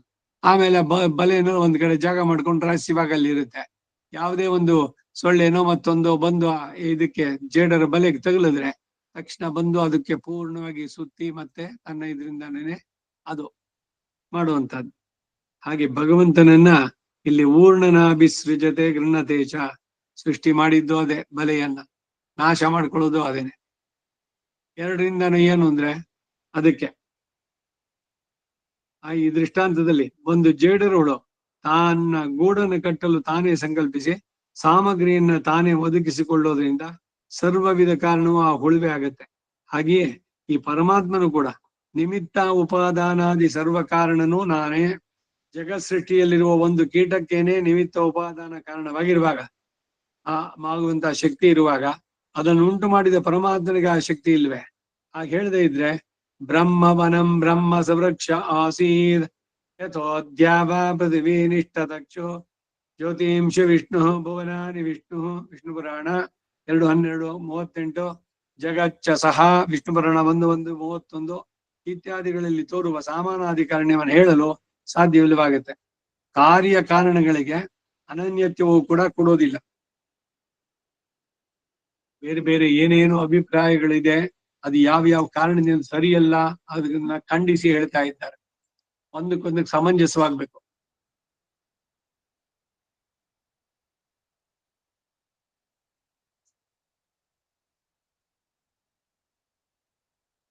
ಕಾರ್ಯ ಕಾರಣಗಳಿಗೆ ಅನನ್ಯತ್ವವು ಕೂಡ ಸೇರುವುದಿಲ್ಲ. ಉದಾಸೀನನಾಗಿದ್ದಾನೆ ಎಂಬುದರಿಂದ ತನಗೆ ಕಾರಣತ್ವ ಇಲ್ಲ ಎಂದು ಭಾವಿಸತಕ್ಕದ್ದಲ್ಲ. ಸರ್ವವಿಧ ಕಾರಣನೂ ತಾನೆ, ಆದರೆ ಅದರ ವೈಷಮ್ಯಕ್ಕೆ ಮಾತ್ರ ತಾನು ಕಾರಣವಲ್ಲ ಅಂತ ಹೇಳಿದ್ದು. ಚೇತನರು ಅನಾದಿಯಾಗಿರುವಂತಹ ವಿಚಿತ್ರ ಕರ್ಮ ಪ್ರವಾಹವೇ ಇದಕ್ಕೆ ಕಾರಣವಾಗತ್ತೆ ಅನ್ನೋದು ಈಗ ಪ್ರಕೃತ ಆಗಿರುವಂತಹ ಉಪದೇಶ ಅದು. ಸೊ ಹಿಂದೆ ಹೇಳಿದ್ದು ಇವಾಗ್ಲಿಂದು ಎರಡಲ್ಲೂ ಅಷ್ಟೆ, ಎಲ್ಲವನ್ನು ಮಾಡೋನವನೇ, ಆದ್ರೆ ಅದ್ರಲ್ಲಿ ಅವನು ಯಾವುದಕ್ಕೂ ಅಂಟ್ಕೊಂಡಿಲ್ಲ. ಯಾಕೆಂದ್ರೆ ಅವನಿಗೆ ಯಾರಿಂದ ಏನೂ ಆಗ್ಬೇಕಾಗಿಲ್ಲ, ಅವನನ್ನ ಯಾರು ಕ್ವಶನ್ ಮಾಡೋರಿಲ್ಲ. ಹಾಗಂತ ಮನಸ್ಸಿಗೆ ಬಂದಂಗೆ ಏನೇನೋ ಮಾಡಲ್ಲ. ತಾನೇ ನೀಡಿದಂತ ಶಾಸ್ತ್ರ, ಆ ಶಾಸ್ತ್ರಕ್ಕೆ ಅನುಗುಣವಾಗಿ ಯಥಾಪೂರ್ವ ಮಕಲ್ಪೈತ್, ಹೇಗೆ ಹಿಂದೆ ಎಲ್ಲ ಇತ್ತೋ ಹಾಗೇನೆ. ಈಗ 28ನೇ ಕಲಿಯುಗ ಇದು. 28ನೇ ಕಲಿಯುಗ ಅಂದ್ರೆ ಏನು? ಒಂದೊಂದು ಸಲಿನೂ ಆ 4 ಯುಗಗಳಿಗೆ ರೊಟೇಷನ್. ಕೃತ, ತ್ರೇತ, ದ್ವಾಪರ, ಕಲಿ ಒಂದಾಯ್ತು. ಎರಡನೇದಲ್ಲಿ ಮತ್ತೆ ಕೃತ, ಎರಡನೇ ಕೃತಿಯುಗ, ಮೂರನೇ ಕೃತಿಯುಗ, ಹೀಗೆ 28 ಆಗಿದೆ. ಇದು 71 ಆದ್ರೆ ಮನ್ವಂತರ ಬದಲಾವಣೆ ಆಗತ್ತೆ. ಈಗ ವೈವಸ್ವತ ಮನ್ವಂತರ, ಕಲ್ಪ, ಇವೆಲ್ಲ ಲೆಕ್ಕ ಎಲ್ಲ ಹಿಂದೆ ಹೇಳಿದ್ದಾಗಿದೆ. ಹಾಗೆ ಯುಗ ಧರ್ಮ ಅವುಗಳಲ್ಲಿ ಬದಲಾವಣೆ ಇಲ್ಲ, ಮಾಡೋನವನೇನೆ ಒಂದೊಂದ್ರಲ್ಲೂ ಕೂಡ. ಎಲ್ಲ ಪ್ರತಿಯೊಂದು ಕೆಲಸ ಸಮಸ್ತ ಈ 14 ಅಖಿಲಾಂಡ ಕೋಟಿ ಬ್ರಹ್ಮಾಂಡಗಳಲ್ಲಿ ಚೇತನರ ಅನಾದಿಯಾಗಿರುವಂತಹ ವಿಚಿತ್ರ ಕರ್ಮ ಪ್ರವಾಹವೇ ಕಾರಣ. 10ನೇ ಶ್ಲೋಕ. ಮಯಾಧ್ಯಕ್ಷೇಣ ಪ್ರಗತಿ ಸೂಯತೆ ಸಚರಾಚರಂ ಹೇತುನಾನೇನ ಕೌಂತೆಯ ಜಗದ್ಧಿ ಪರಿವರ್ತತೆ. ಅಧ್ಯಕ್ಷೇಣ, ತನಗೆ ಪ್ರಕೃತಿಯು ಶರೀರವಾಗಿ ಇರೋದ್ರಿಂದಲೇ ಅದನ್ನು ಯಾವಾಗಲೂ ನೋಡುತ್ತಿರಲು ಯೋಗ್ಯನಾದ ಅಂತಂದ್ರೆ ನಿಯಮಿಸಲು ಯೋಗ್ಯನಾದ, ಅಥವಾ ಅದು ತನಗೆ ಶರೀರಭೂತವಾಗಿರೋದ್ರಿಂದ ಶೇಷಿಯಾಗಿ ನಿಯಮಿಸಲು ಯೋಗ್ಯನಾದಂತಹ ಮಯ ನನ್ನಿಂದ ಪ್ರಕೃತಿ ಚೇತನ ಸಂಸೃಷ್ಟ ಅಚಿತ್ತು ಸಚರಾಚರಂ, ಚರಾಚರಗಳಿಂದ ಅಂದ್ರೆ ಜಂಗಮ ಸ್ಥಾವರಗಳಿಂದ ಕೂಡಿದಂತಹ ಜಗತ್ತು, ಈ ಜಗತ್ತನ್ನ ಸೂಯತೆ ಇರುತ್ತದೆ ಅಂದ್ರೆ ಉಂಟು ಮಾಡುತ್ತೆ. ಇದು ಹಿಂದೆ ಹೇಳಿರುವಂತಹ ಪ್ರಕೃತಿಂ ಸ್ವಾಂ ಅವಷ್ಟಭ್ಯ ವಿಸೃಜಾಮಿ ಅನ್ನೋದರ ಅನುವಾದನೆ. ಮಯಾಧ್ಯಕ್ಷೇಣ ಎಂಬಲ್ಲಿ ಕರ್ತೃ ಕರ್ಣ ತೃತೀಯ ಇಲ್ಲವಾದ್ರಿಂದ ಹೇತು ತೃತೀಯವೇ. ಹೀಗಿರುವಾಗ ಸರ್ವಹೇತು ಎಂದು ಹೇಳಿದೆ, ನಿಮಿತ್ತ ಮಾತ್ರ ಎಂದು ಹೇಳುದು ಕಾರಣ ಇಲ್ಲ. ಸೂಯತೆ ಪುರುಷಾರ್ಥಂಚ ತೇನೈವಾಧಿಷ್ಠಿತ ಜಗತೆ. ಪುರುಷಾರ್ಥ ಒಂದು ಅರ್ಕವಾದ್ ಬಿಟ್ಟೋಗಿದೆ. ಪ್ರಜಾ ಸೃಷ್ಟಿಗೆ ಒಬ್ಬ ಪುರುಷನು ಒಬ್ಬ ಸ್ತ್ರೀಯು ಸಹ ಹೇಗೆ ಕಾರಣವೋ, ಹಾಗೆಯೇ ಅಧ್ಯಕ್ಷನಾದ ನಾನು ಕೂಡ ಚರಾಚರ ಯುಕ್ತವಾದ ಪ್ರಕೃತಿಯು ಇಬ್ಬರೂ ಸೇರಿ ಜಗತ್ತು ಉಂಟಾಗತ್ತೆ ಎಂಬ ಭಾವ.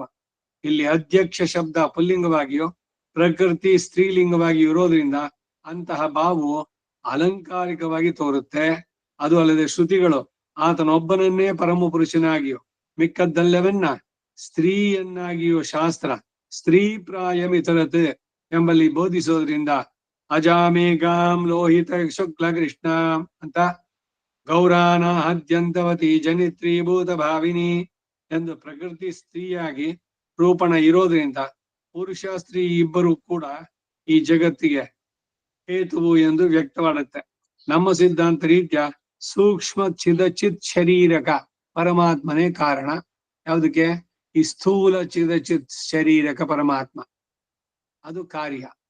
ಹೀಗೆ ಹೇಳೋದ್ರಿಂದ ನಮ್ಮ ಸಿದ್ಧಾಂತಕ್ಕೆ ನಿಮಿತ್ತ ಉಪಾದಾನಾದಿ ಕಾರಣಗಳು, ಕಾರ್ಯಕಾರಣಗಳಿಗೆ ಅನನ್ಯತ್ವೋ ಸಾಮಾನಾಧಿಕರಣ್ಯವೋ ಸತ್ಖ್ಯಾತಿವಾದ ಎಲ್ಲವೂ ಬಹು ಸಮಂಜಸವಾಗಿ ಕೂಡುತ್ತೆ. ಇತರ ವಾದಗಳಿಗೆ ಅದು ಸೇರೋದಿಲ್ಲ. ಯಾಕೆಂದ್ರೆ ಅಲ್ಲಿ ಅವ್ರು ಯಾವ್ದು ಪ್ರಧಾನ ಅಂತ ಹೇಳ್ತಾರೆ, ಮಿಕ್ಕಿದ್ದು ಇದು ಅಂತ ಹೇಳ್ಬೇಕಾದ್ರು. ಅದಕ್ಕಾಗಿ ಏನು ಅವರು ಮಾಡಿದ್ರು ಅಂದ್ರೆ ವ್ಯಾವಹಾರಿಕ ಪಾರಮಾರ್ಥಿಕ ಅಂತ 2 ಭಾಗ ಮಾಡ್ಬಿಟ್ರು. ವ್ಯಾವಹಾರಿಕವಾಗಿ ಎಲ್ಲ ನಿಜ, ನೀವು ನಾವು ಅದು ಇದೆ ಇದು ಇದೆ, ಇವನು ಕೆಲಸ ಮಾಡ್ಬೇಕು, ಸಂಪಾದನೆ, ಕುಟುಂಬದ ನಿರ್ವಹಣೆ ಎಲ್ಲ. ಆದ್ರೆ ಪಾರಮಾರ್ಥಿಕವಾಗಿ ನೋಡಿದಾಗ ಅಂದ್ರೆ ಏನು ಇಲ್ಲ ಅಂತಾರೆ. ಒಂದ್ಸಲಿ ಹೇಳಿ ಆಮೇಲೆ ಏನು ಇಲ್ಲ ಅಂತ ಹೇಳೋದು. ಅಲಂಕೃತ್ಯ ಶಿರಚ್ಛೇದ ಅಂತ. ಹೀಗೆ ಒಂದೊಂದೇ ಅಭಿಪ್ರಾಯಗಳು. ಅದು ಹೇಳುವಂತದ್ದು ಎಷ್ಟರ ಮಟ್ಟಿಗೆ ಸರಿ ಅನ್ನೋದಕ್ಕೆ ಬೇರೆ ಬೇರೆ ಆಧಾರಗಳನ್ನ ತೋರಿಸಿ ಸಮಂಜಸವಾಗಿ ವ್ಯಾಖ್ಯಾನವನ್ನು ನೀಡಬೇಕು. ಹಾಗಾಗಿ ಈಗ ನಿನ್ನೆ ಇದನ್ನ ಹೇಳ್ಬೇಕಾದ್ರೆ ತಿರುಮಂಗಿ ಆಳ್ವಾರ್ ಜೊತೆಗೆ ತಿರುಪಾಣ ಆಳ್ವಾರ್ದು ಆ ತಿರುಪಾಣಾಳ್ ಅವ್ರ ಕಥೆನ ಹೇಳ್ಬೇಕಾದ್ರೆ ಕೆಲವು ಪುಸ್ತಕಗಳಲ್ಲಿ ಬರೆದಿರೋದು, ಇವರು ಪ್ರಧಾನ ಅರ್ಚಕರು ಲೋಕ ಸಾರಂಗಮಾಮುನಿ. ಆ ಪುಸ್ತಕದಲ್ಲಿ ಇದೆಯಲ್ಲ ಅಂತ ಅದನ್ನೇ ಹೋಗ್ಲಿ, ಆ ಪುಸ್ತಕದಲ್ಲಿ ಇತ್ಕೊಳ್ಳಿ. ನೀವು ಇವಾಗಿನ ಕಾಲಕ್ಕೆ ಅದನ್ನ ಹೇಳಿದ್ರೆ ಏನ್ ಅನ್ಸುತ್ತೆ? ಅಂತಹ ಕಟುಕ ಅವನಿಗೆ. ಅವನು ಇದಕ್ ಸೇರಿದವನು, ಶೆಡ್ಯೂಲ್ ಟ್ರೈಬ್. ಇದೆಲ್ಲ ಇವಾಗ ಹೆಣ್ಣು ಅಂತಂದಿದ ತಕ್ಷಣ ಅವಳ ಮೇಲೆ ಇವಾಗ ಏನೇ ತಪ್ಪು ಮಾಡಿದ್ರು ಕೂಡ ಹೆಣ್ಣಿನ ಜೊತೆನಲ್ಲಿದ್ದ ಪುರುಷನಿಗೆ ಬರುತ್ತೆ ಹೊರತು ಹೆಣ್ಣಿಗೆ ಬರೋದೇ ಇಲ್ಲ. ಲೋಕ ನೋಡೋ ರೀತಿ ಹೇಗೆ? ಹಾಗೆ ಇಲ್ಲಿ ಅವನು ಕಲ್ಲು ತಗೊಂಡು ಹೊಡೆದ ಪಾಂಡನಿಗೆ, ಅವನ್ ತಲೆಯಲ್ಲಿ ರಕ್ತ ಬಂತು.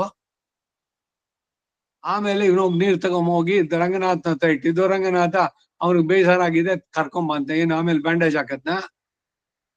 ಏನೇನೋ ಕತೆಗಳು. ಮತ್ತೆ ಈ ಸಂದರ್ಭಕ್ಕೆ ಹೇಗೆ ಹೇಳ್ಬೇಕು ಅಂತಂದ್ರೆ, ಭಗವಂತನ ಜೊತೆ ಪ್ರಧಾನ ಅರ್ಚಕನಾಗಿದ್ದು ಮಾತಾಡುವಂತವನಿಗೆ ಈ ರಾಜಸ ತಾಮಸ ಬುದ್ಧಿಗಳಿದ್ರೆ ಸರಿಯಾಗುತ್ತೋ? ತಿರುಪಾಣನ ಭಕ್ತಿಯನ್ನ ಹೇಳೋದಕ್ಕೆ ಹೋಗಿ ಲೋಕ ಸಾರಂಗಮಾಮುನಿನ ಯಾಕೆ ಇಳಿಸ್ಬೇಕು ಕೆಳಗೆ ಅಂತ. ಹೇಳುವ ವಿಧಾನ ಹೇಗಿರ್ಬೇಕು ಅಂದ್ರೆ, ಹೌದು ಅವನು ಭಗವಂತನೇ ನೀಡಿದಂತ ವರ್ಣಾಶ್ರಮ ಧರ್ಮಗಳನ್ನ ಅತಿಕ್ರಮಿಸೋದಿಲ್ಲ ಅಂತ ಹೇಳ್ದ. ನೋಡು, ನಾನು ಈ ಜನ್ಮದಲ್ಲಿ ಹುಟ್ಟಿದ್ದೇನೆ, ನಾನು ಆ ದೇವಸ್ಥಾನಕ್ಕೆ ಬಂದು ಅಲ್ಲಿಯ ಪಾವಿತ್ರತೆಯನ್ನ ನಾನು ಹಾಳು ಮಾಡೋಕೆ ಇಷ್ಟಪಡೋದಿಲ್ಲ, ಅದಕ್ಕಾಗಿ ನಾನು ಇಲ್ಲಿದ್ದಾನೆ ಸಂತೋಷವಾಗಿದ್ದೀನಿ ಅಂತ. ಆಮೇಲೆ ಭಗವಂತ ಹೇಳ್ದ, ಹಾಗಿದ್ರೆ ಭುಜದ ಮೇಲೆ ಹೊತ್ಕೊಂಡು ಬಂತ ಹೋಗಿ ಲೋಕ ಸಾರಂಗಮಾಮನಿ ಸೋಳ್ತನಿಲೇ ಬಂದು. ಹೀಗೇನೆ ಈ ಮಹಾಭಾರತದಲ್ಲಿ ವಿದುರ ಎಲ್ಲವನ್ನೂ ಧೃತರಾಷ್ಟ್ರನ್ಗೆ ಹೇಳ್ಬಿಟ್ಟು ಕಡೆಗೆ ನಿನಗೆ ಆತ್ಮದ ಬಗ್ಗೆ ತಿಳಿಸೋದಕ್ಕೆ ನನಗ್ ಗೊತ್ತಿದ್ರು ಕೂಡ I am not suppose to tell you, ನಾ ಹೇಳುವಾಗ ಇಲ್ಲ ಅದ್ನ ಅಂತಾನೆ. ಗೊತ್ತಿದ್ಮೇಲೆ ಹೇಳೋದಕ್ಕೆ ಏನಂತೆ? ಈಗಿನವರ ಧೋರಣೆ ಶಾಸ್ತ್ರಕ್ಕೆ ಏನು ಅದೇನು ಯಾರ ಹತ್ರ ಕೇಳಬೇಕು, ಪುಸ್ತಕದಲ್ಲಿ ಇದೆ, ಗೂಗಲ್ ನಲ್ಲಿ ಇದೆ, ತಗೊಂಡ ಹೇಳ್ದ. ಹಿಂದೆ ಒಂದ್ಸಲಿ ಹೇಳಿದೆ ನಾನು, ಈ ವಾಟ್ಸಪ್ ನಲ್ಲಿ ಮಂತ್ರಗಳು ಅದು ಇದು ಹಾಕ್ಬಿಡಿ ಅಂತ. ಎಷ್ಟೆಷ್ಟು ಅಧ್ವಾನ ಗೊತ್ತಾ? ಎಲ್ಲ ಬರೀ ತಪ್ಪುಗಳು. ಯಾರು ಅದನ್ನ ಭಕ್ತಿ ಶ್ರದ್ಧೆಯಿಂದ ಅಯ್ಯೋ ನಾನು ಮಾಡ್ಬಿಡ್ತೀನಿ, 1,00,000 ಜನಕ್ಕೆ ಹೋಗ್ಬೇಕು, ಅವ್ರಿಗೆ ತಲುಪಿಸಿ, ಈ ಲಿಂಕ್ಸ್ ಕಟ್ ಮಾಡ್ಬೇಡಿ, ಎಂತೆಂತದು ಹಾಕೋದು. ಮಂತ್ರಗಳನ್ನ ಯಾಕೆ ಹಾಕ್ಬೇಕು? ಒಂದು ತಪ್ಪು ಯಾವನು ಬರೆದ್ರು ಅದಕ್ಕೇನ್ ಅರ್ಥವೋ ಅದೇ ಎಲ್ರಿಗೂ ಹೋದ್ರೆ ಆ ಎಲ್ಲ ದೋಷಕ್ಕೆ ಅವನು ಭಾಗಿಯಾಗ್ತಾನೆ. ಮಂತ್ರ ವ್ಯತ್ನೇನ ಗೋಪಯೇತ್ ಅನ್ನೋದು ಇದು ಹೊಟ್ಟೋಗುತ್ತೆ ಅಲ್ಲಿಗೆ. ಹೀಗೆ ಒಂದಕ್ಕೊಂದಕ್ಕೆ ನೋಡ್ಬೇಕು, ಹೇಳ್ಬೇಕಾದ್ರೆ ಪೂರಕವಾಗಿರ್ಬೇಕು. ಮಾತಾಡುವ ವಿಷಯಗಳು ಕೂಡ ಅಷ್ಟೇ, ಒಂದಕ್ಕೊಂದು ಕಾಂಟ್ರಡಿಕ್ಷನ್ ತರಬಾರ್ದು. ಹಾಗೇನೆ ಆ ತಿರುಮಳಿಶೆ ಆಳ್ವಾರು ಅವರು ಪಂಚ ಹೊಲಿತಾ ಕೂತಿದ್ರು, ದಾರ ಅದ್ರಲ್ಲಿ ಹೋಗ್ಬೇಕು, ಶಿವನನ್ನ ಅಷ್ಟು ನಿಕೃಷ್ಟವಾಗಿ ಈ ತರದ್ದೆಲ್ಲ ಹೇಳಿದ್ರೆ ಶಿವನ ಭಕ್ತರಿಗೆ ಏನಾಗುತ್ತೆ? ಇವೆಲ್ಲ ಪ್ರಾಕ್ಟಿಕಲ್ ಆಗಿ ಆಗಿದ್ದೇನೆ. ಆ ಹೆಚ್ಚಿಲ್ ದೇವರು ಅನ್ನೋದು ಬರ್ಬೇಕಾದ್ರೆ ಹಿಂದೆ ಎಲ್ಲೂ ಬರ್ತಿದ್ದಾಗ ಯಾರೋ ಕೇಳಿದ್ರು, ಏನ್ ಇಷ್ಟು ಇದಾಗಿ ಹೇಳಿದಾರೋ ಅಂತ. ಅವ್ರು ಶಿವ ಭಕ್ತರು ಯಾರೋ ಒಬ್ರು ಬಂದವರು, ಎಷ್ಟು ಕಟುವಾಗಿ ಹೇಳ್ತಾರಲ್ಲ ಅಂತ. ಹಾಗಿಲ್ಲ, ಅವರು ಯಾರು ವ್ಯಾಖ್ಯಾನ ಮಾಡಿದ್ರು ಅವ್ರ ಅತಿರೇಕ ಅಷ್ಟೇ. ಅದು ಅತಿರೇಕದ ಆಚಾರ್ಯ ಅಭಿಮಾನ. ಇದೇನೆ ಈ ಜಗಳಗಳು, ದ್ವಂದ್ವ, ಒಬ್ಬರ ಕಂಡ್ರೆ ಇನ್ನೊಕ್ಕಾಗಲ್ಲ, ಇವೆಲ್ಲ ಆಗುವಂತದ್ದು. ಈಗ ಸಂಪ್ರದಾಯ ಪರಿಶುದ್ಧಿನಲ್ಲಿ ಏನ್ ನೋಡಿದ್ದು? ಎಲ್ಲವೂ ಸಮಂಜಸವೇ, ಯೋಜನಾ ಭೇದ ಅಷ್ಟೇನೆ, ಮೂಲ ಸಿದ್ಧಾಂತಕ್ಕೆ ವಿರೋಧ ಇಲ್ಲ. ಇಬ್ರು ರಾಮಾನುಜರು ಹೇಳಿದ್ದನ್ನೇ ಒಪ್ಕೊಂಡಿರೋದು. ಎಲ್ಲೆಲ್ಲೂ ಸಮನ್ವಯ, ಇದನ್ನ ನೋಡ್ಬೇಕು ಹೊರತು ದೊಡ್ಡದನ್ನ ಮಾಡಿ ಅದನ್ನೇ ಇನ್ನೂ ತೀವ್ರವಾಗಿ ಅದಕ್ಕೇನೇನೋ ವ್ಯಾಖ್ಯಾನಗಳನ್ನ ಹೇಳಿ ಸಮಾಜವನ್ನ ದಾರಿ ತಪ್ಪಿಸೋ ಕೆಲಸ ಮಾಡಬಾರ್ದು. ಇದು ಯಾರ್ಯಾರು ಉಪನ್ಯಾಸ ಮಾಡ್ತಾರೆ ಅವ್ರಿಗೆ ಆ ಹೊಣೆ ಇರ್ಬೇಕು, ಬಹಳ ಎಚ್ಚರಿಕೆಯಿಂದ ಹೇಳ್ಬೇಕು.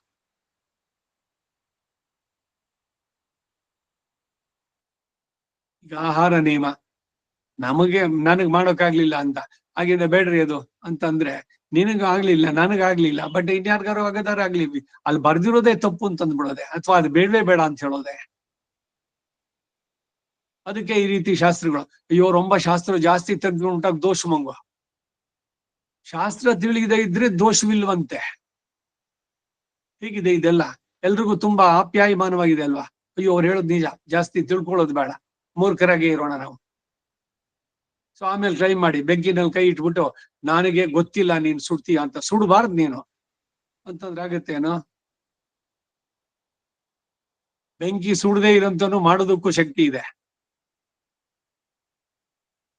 ಇವತ್ತು ದತ್ತಾತ್ರೇಯ ಜಯಂತಿ. ಈ ಮೈಸೂರಿನಲ್ಲಿ ಗಣಪತಿ ಸಚ್ಚಿದಾನಂದ ಸ್ವಾಮಿ ಅಂತಿದಾರಲ್ಲ, ಅವರು ಅಗ್ನಿಸ್ತಂಭನ ಸಿದ್ಧಿಯನ್ನು ಮಾಡ್ಕೊಂಡಿದ್ದಾರೆ. ಹೋಮಕುಂಡ ದೊಡ್ಡದಾಗಿದೆ, ಅದ್ರೊಳಗಡೆ ಇಳಿತಾರೆ. ಅವ್ರ ಪಂಚೆ ಹತ್ಕೊಳಲ್ಲ ಬೆಂಕಿನಲ್ಲಿ. ದುರ್ಯೋಧನ ಜಲಸ್ತಂಭನದಲ್ಲಿ ನಿಷ್ಣಾತನಾಗಿದ್ದ. ಎಲ್ಲ ಆದ್ಮೇಲೆ ಹೋಗ್ಬಿಟ್ಟು ಅಲ್ಲಿ ಸರೋವರದಲ್ಲಿ ಮುಲ್ಕೊಂಡಿದ್ದಲ್ಲ, ಭೀಮ ಅವನನ್ನ ಮಾಡ್ದ, ಅವನ ದುರಭಿಮಾನ ಅವನ್ ಕೆಣಕೋದಕ್ಕೆ. ನೀರೊಳಗಿರ್ದು ಬೆಬರ್ತನ್, ನೀರ್ಗೊಳಗೆ ಇತ್ಕೊಂಡೇನೆ ಬೆವರಿದ್ರಂತೆ. ಆ ಮಾತುಗಳನ್ನು ಕೇಳಿ ಚಾಟಿನಲ್ಲಿ ಹೊಡೆದಂತೆ.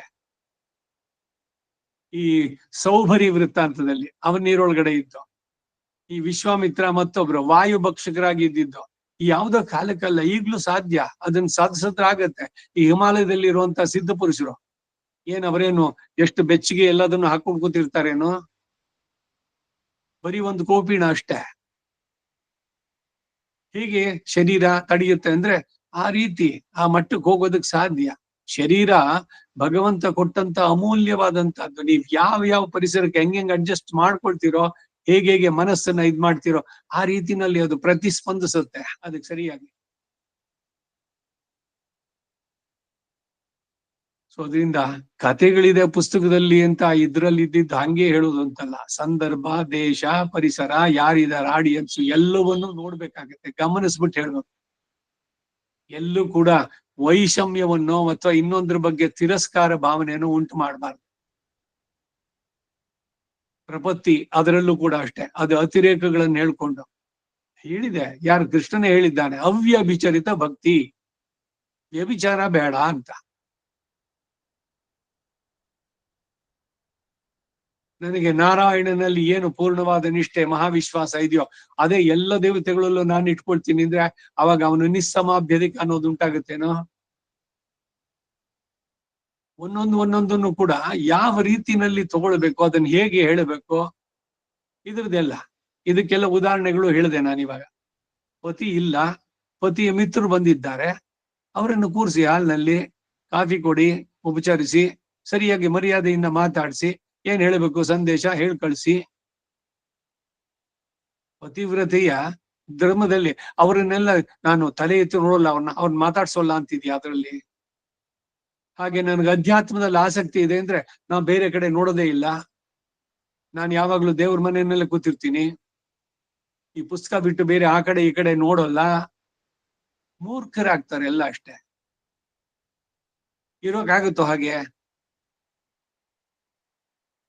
ಅವ್ರು ಅನಂತರಂಗಾಚಾರ್ಯ ಹೇಳ್ತಿದ್ರು, ಹೌದು ಅಧ್ಯಾತ್ಮದಲ್ಲಿ ಆಸಕ್ತಿ, ಡಾಕ್ಟರೇಟು ಎಲ್ಲ ಆಗಿದೆ, ಬಟ್ 3 ಹೊತ್ತು ಇದೇ ಪುಸ್ತಕ ಹಿಡ್ಕೊಂಡು ಕುತ್ಕೊಂಡ್ರೆ ಅವ್ರಿಗಾಗುತ್ತೋ? ಅವ್ರೇ ಹೇಳ್ತಾ ಇದ್ರು, ಮನುಷ್ಯನಿಗೆ ವೈವಿಧ್ಯತೆ ಬೇಕು. ಒಮ್ಮೆ ಹೂದೋಟದಲ್ಲಿ, ಒಮ್ಮೆ ಕೆಳಕೂಟದಲ್ಲಿ, ಒಮ್ಮೆ ಮೌನದಲ್ಲಿ, ಒಮ್ಮೆ ಶಾಸ್ತ್ರದಲ್ಲಿ, ಒಮ್ಮೆ ಸಂಸಾರದಲ್ಲಿ ಬ್ರಹ್ಮಾನುಭವಿ ಆಗುವ. ಇದೆಲ್ಲ ಅಂಟ್ಕೊಳ್ಬೇಡ. ಪ್ರಧಾನವಾಗಿ ಅದು ಏನೇ ಮಾಡಿದ್ರು ಕೂಡ ಅದು ಅವನಿಗೆ. ಇದೇ ಆ ಗೋಪಿಯರಿಂದ ನಾವು ಕಲಿಬೇಕಾದದ್ದು. ಅವ್ರು ದಿವ್ಸದ ಕೆಲಸ ಎಲ್ಲ ಬಿಟ್ಟಿದ್ರು, ದೈನಂದಿನ ಕ್ರಿಯೆಗಳನ್ನ. ಆದ್ರೆ ಕೃಷ್ಣನನ್ನ ಮರ್ತಿದ್ರು ಒಂದ್ ಕ್ಷಣನಾದ್ರು. ಮಾಡುವ ಕೆಲಸ ಎಲ್ಲ ಭಗವದ್ ಅರ್ಪಿತವಾಗಿ ಆಗ್ಬೇಕಾದ್ರೆ ಏನೇ ಮಾಡಿದ್ರು ಕೂಡ ಭಗವಂತನಿಗೆ ಸಮರ್ಪಣೆ. ಮಾಡುವ ಕೆಲಸ ಯಾವುದು ಕರ್ಮಯುತವಾಗಿ ವರ್ಣ ಆಶ್ರಮ ಅದಕ್ಕೆ ವಿಹಿತವಾದಂತಹ ಕೆಲಸಗಳನ್ನೆಲ್ಲ ನಡೆಸಲೇಬೇಕು, ಯಾವುದನ್ನು ಬಿಡೋಂಗಿಲ್ಲ. ಹಾಗೆ ವ್ಯಾಖ್ಯಾನಗಳನ್ನು ಹೇಳಬೇಕಾದ್ರೂ ಕೂಡ ಬಹಳ ಬಹಳ ಎಚ್ಚರಿಕೆಯಿಂದ ಹೇಳ್ಬೇಕಾಗತ್ತೆ.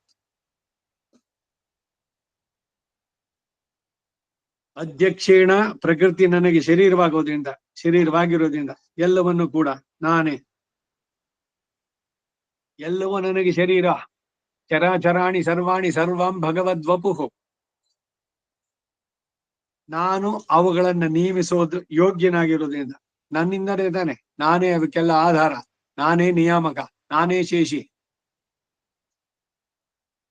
ನನ್ನಿಂದ ಮಯ ಪ್ರಕೃತಿ ಚೇತನ ಸಂಸ್ಪೃಷ್ಟವಾದಂತ ಅಚಿತ್ತು, ಚೇತನವಾಗಿರುವಂತ ಈ ಪ್ರಪಂಚ, ಈ ಸಚರಾಚರಂ, ಚರ ಅಚರಗಳಿಂದ ಅಂದ್ರೆ ಸಾವಿರ ಜಂಗಮಗಳಿಂದ ಕೂಡಿದಂತ ಜಗತ್ತನ್ನ ಸೂಯತೆ ಇರುತ್ತದೆ ಅಂದ್ರೆ ಉಂಟು ಮಾಡುತ್ತೆ, ಸೃಷ್ಟಿಯನ್ನು ಉಂಟು ಮಾಡೋದು.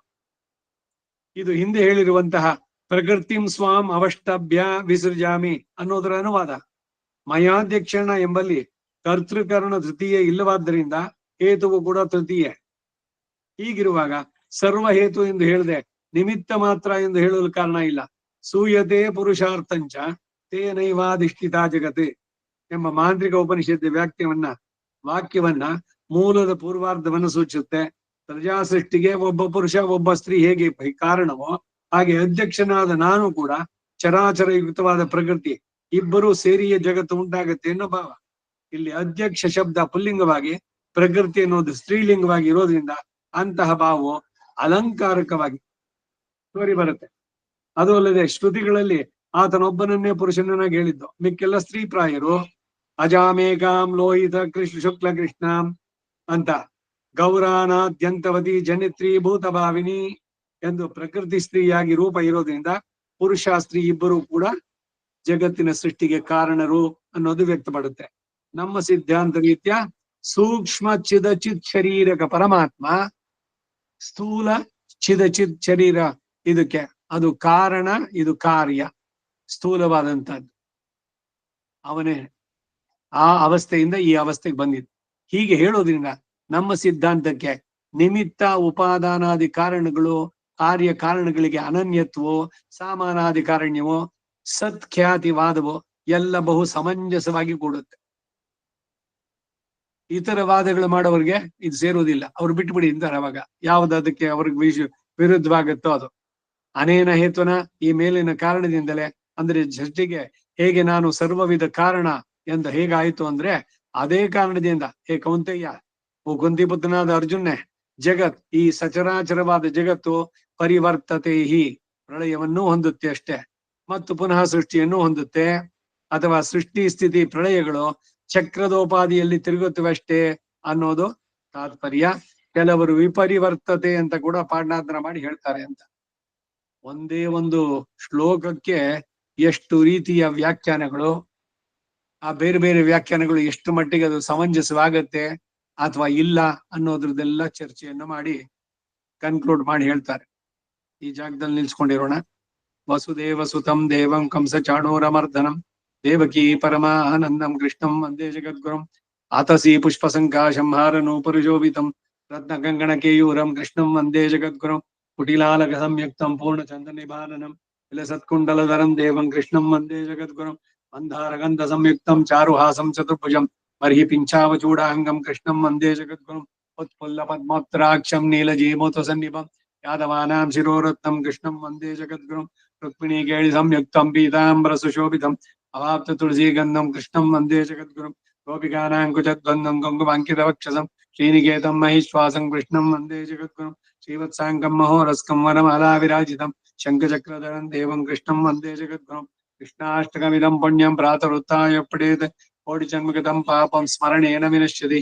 ಕವಿತಾರ್ಕಿಕ ಸಿಂಹಾಯ ಕಲ್ಯಾಣ ಗುಣಶಾಲಿನೇ ಶ್ರೀಮತೆ ವೆಂಕಟೇಶಾಯ ವೇದಾಂತ ಗುರವೇ ನಮಃ. ವಾದಿದ್ವಿಪ ಶಿರೋಭಂಗ ಪಂಚಾನ ಪರಾಕ್ರಮಃ ಶ್ರೀಮಾನ್ ವೆಂಕಟನಾಥಾರ್ಯ ಸ್ಥಿರಂ ವಿಜಯತಾಂ ಭವಿ. ಶ್ರೀಮತೆ ನಿಗಮಾಂತ ಮಹಾದೇಶಿಕಾಯ ನಮಃ. ಸರ್ವಂ ಶ್ರೀ ವಾಸುದೇವಾರ್ಪಣಮಸ್ತು. ನಮಸ್ಕಾರ ಮಾಮ.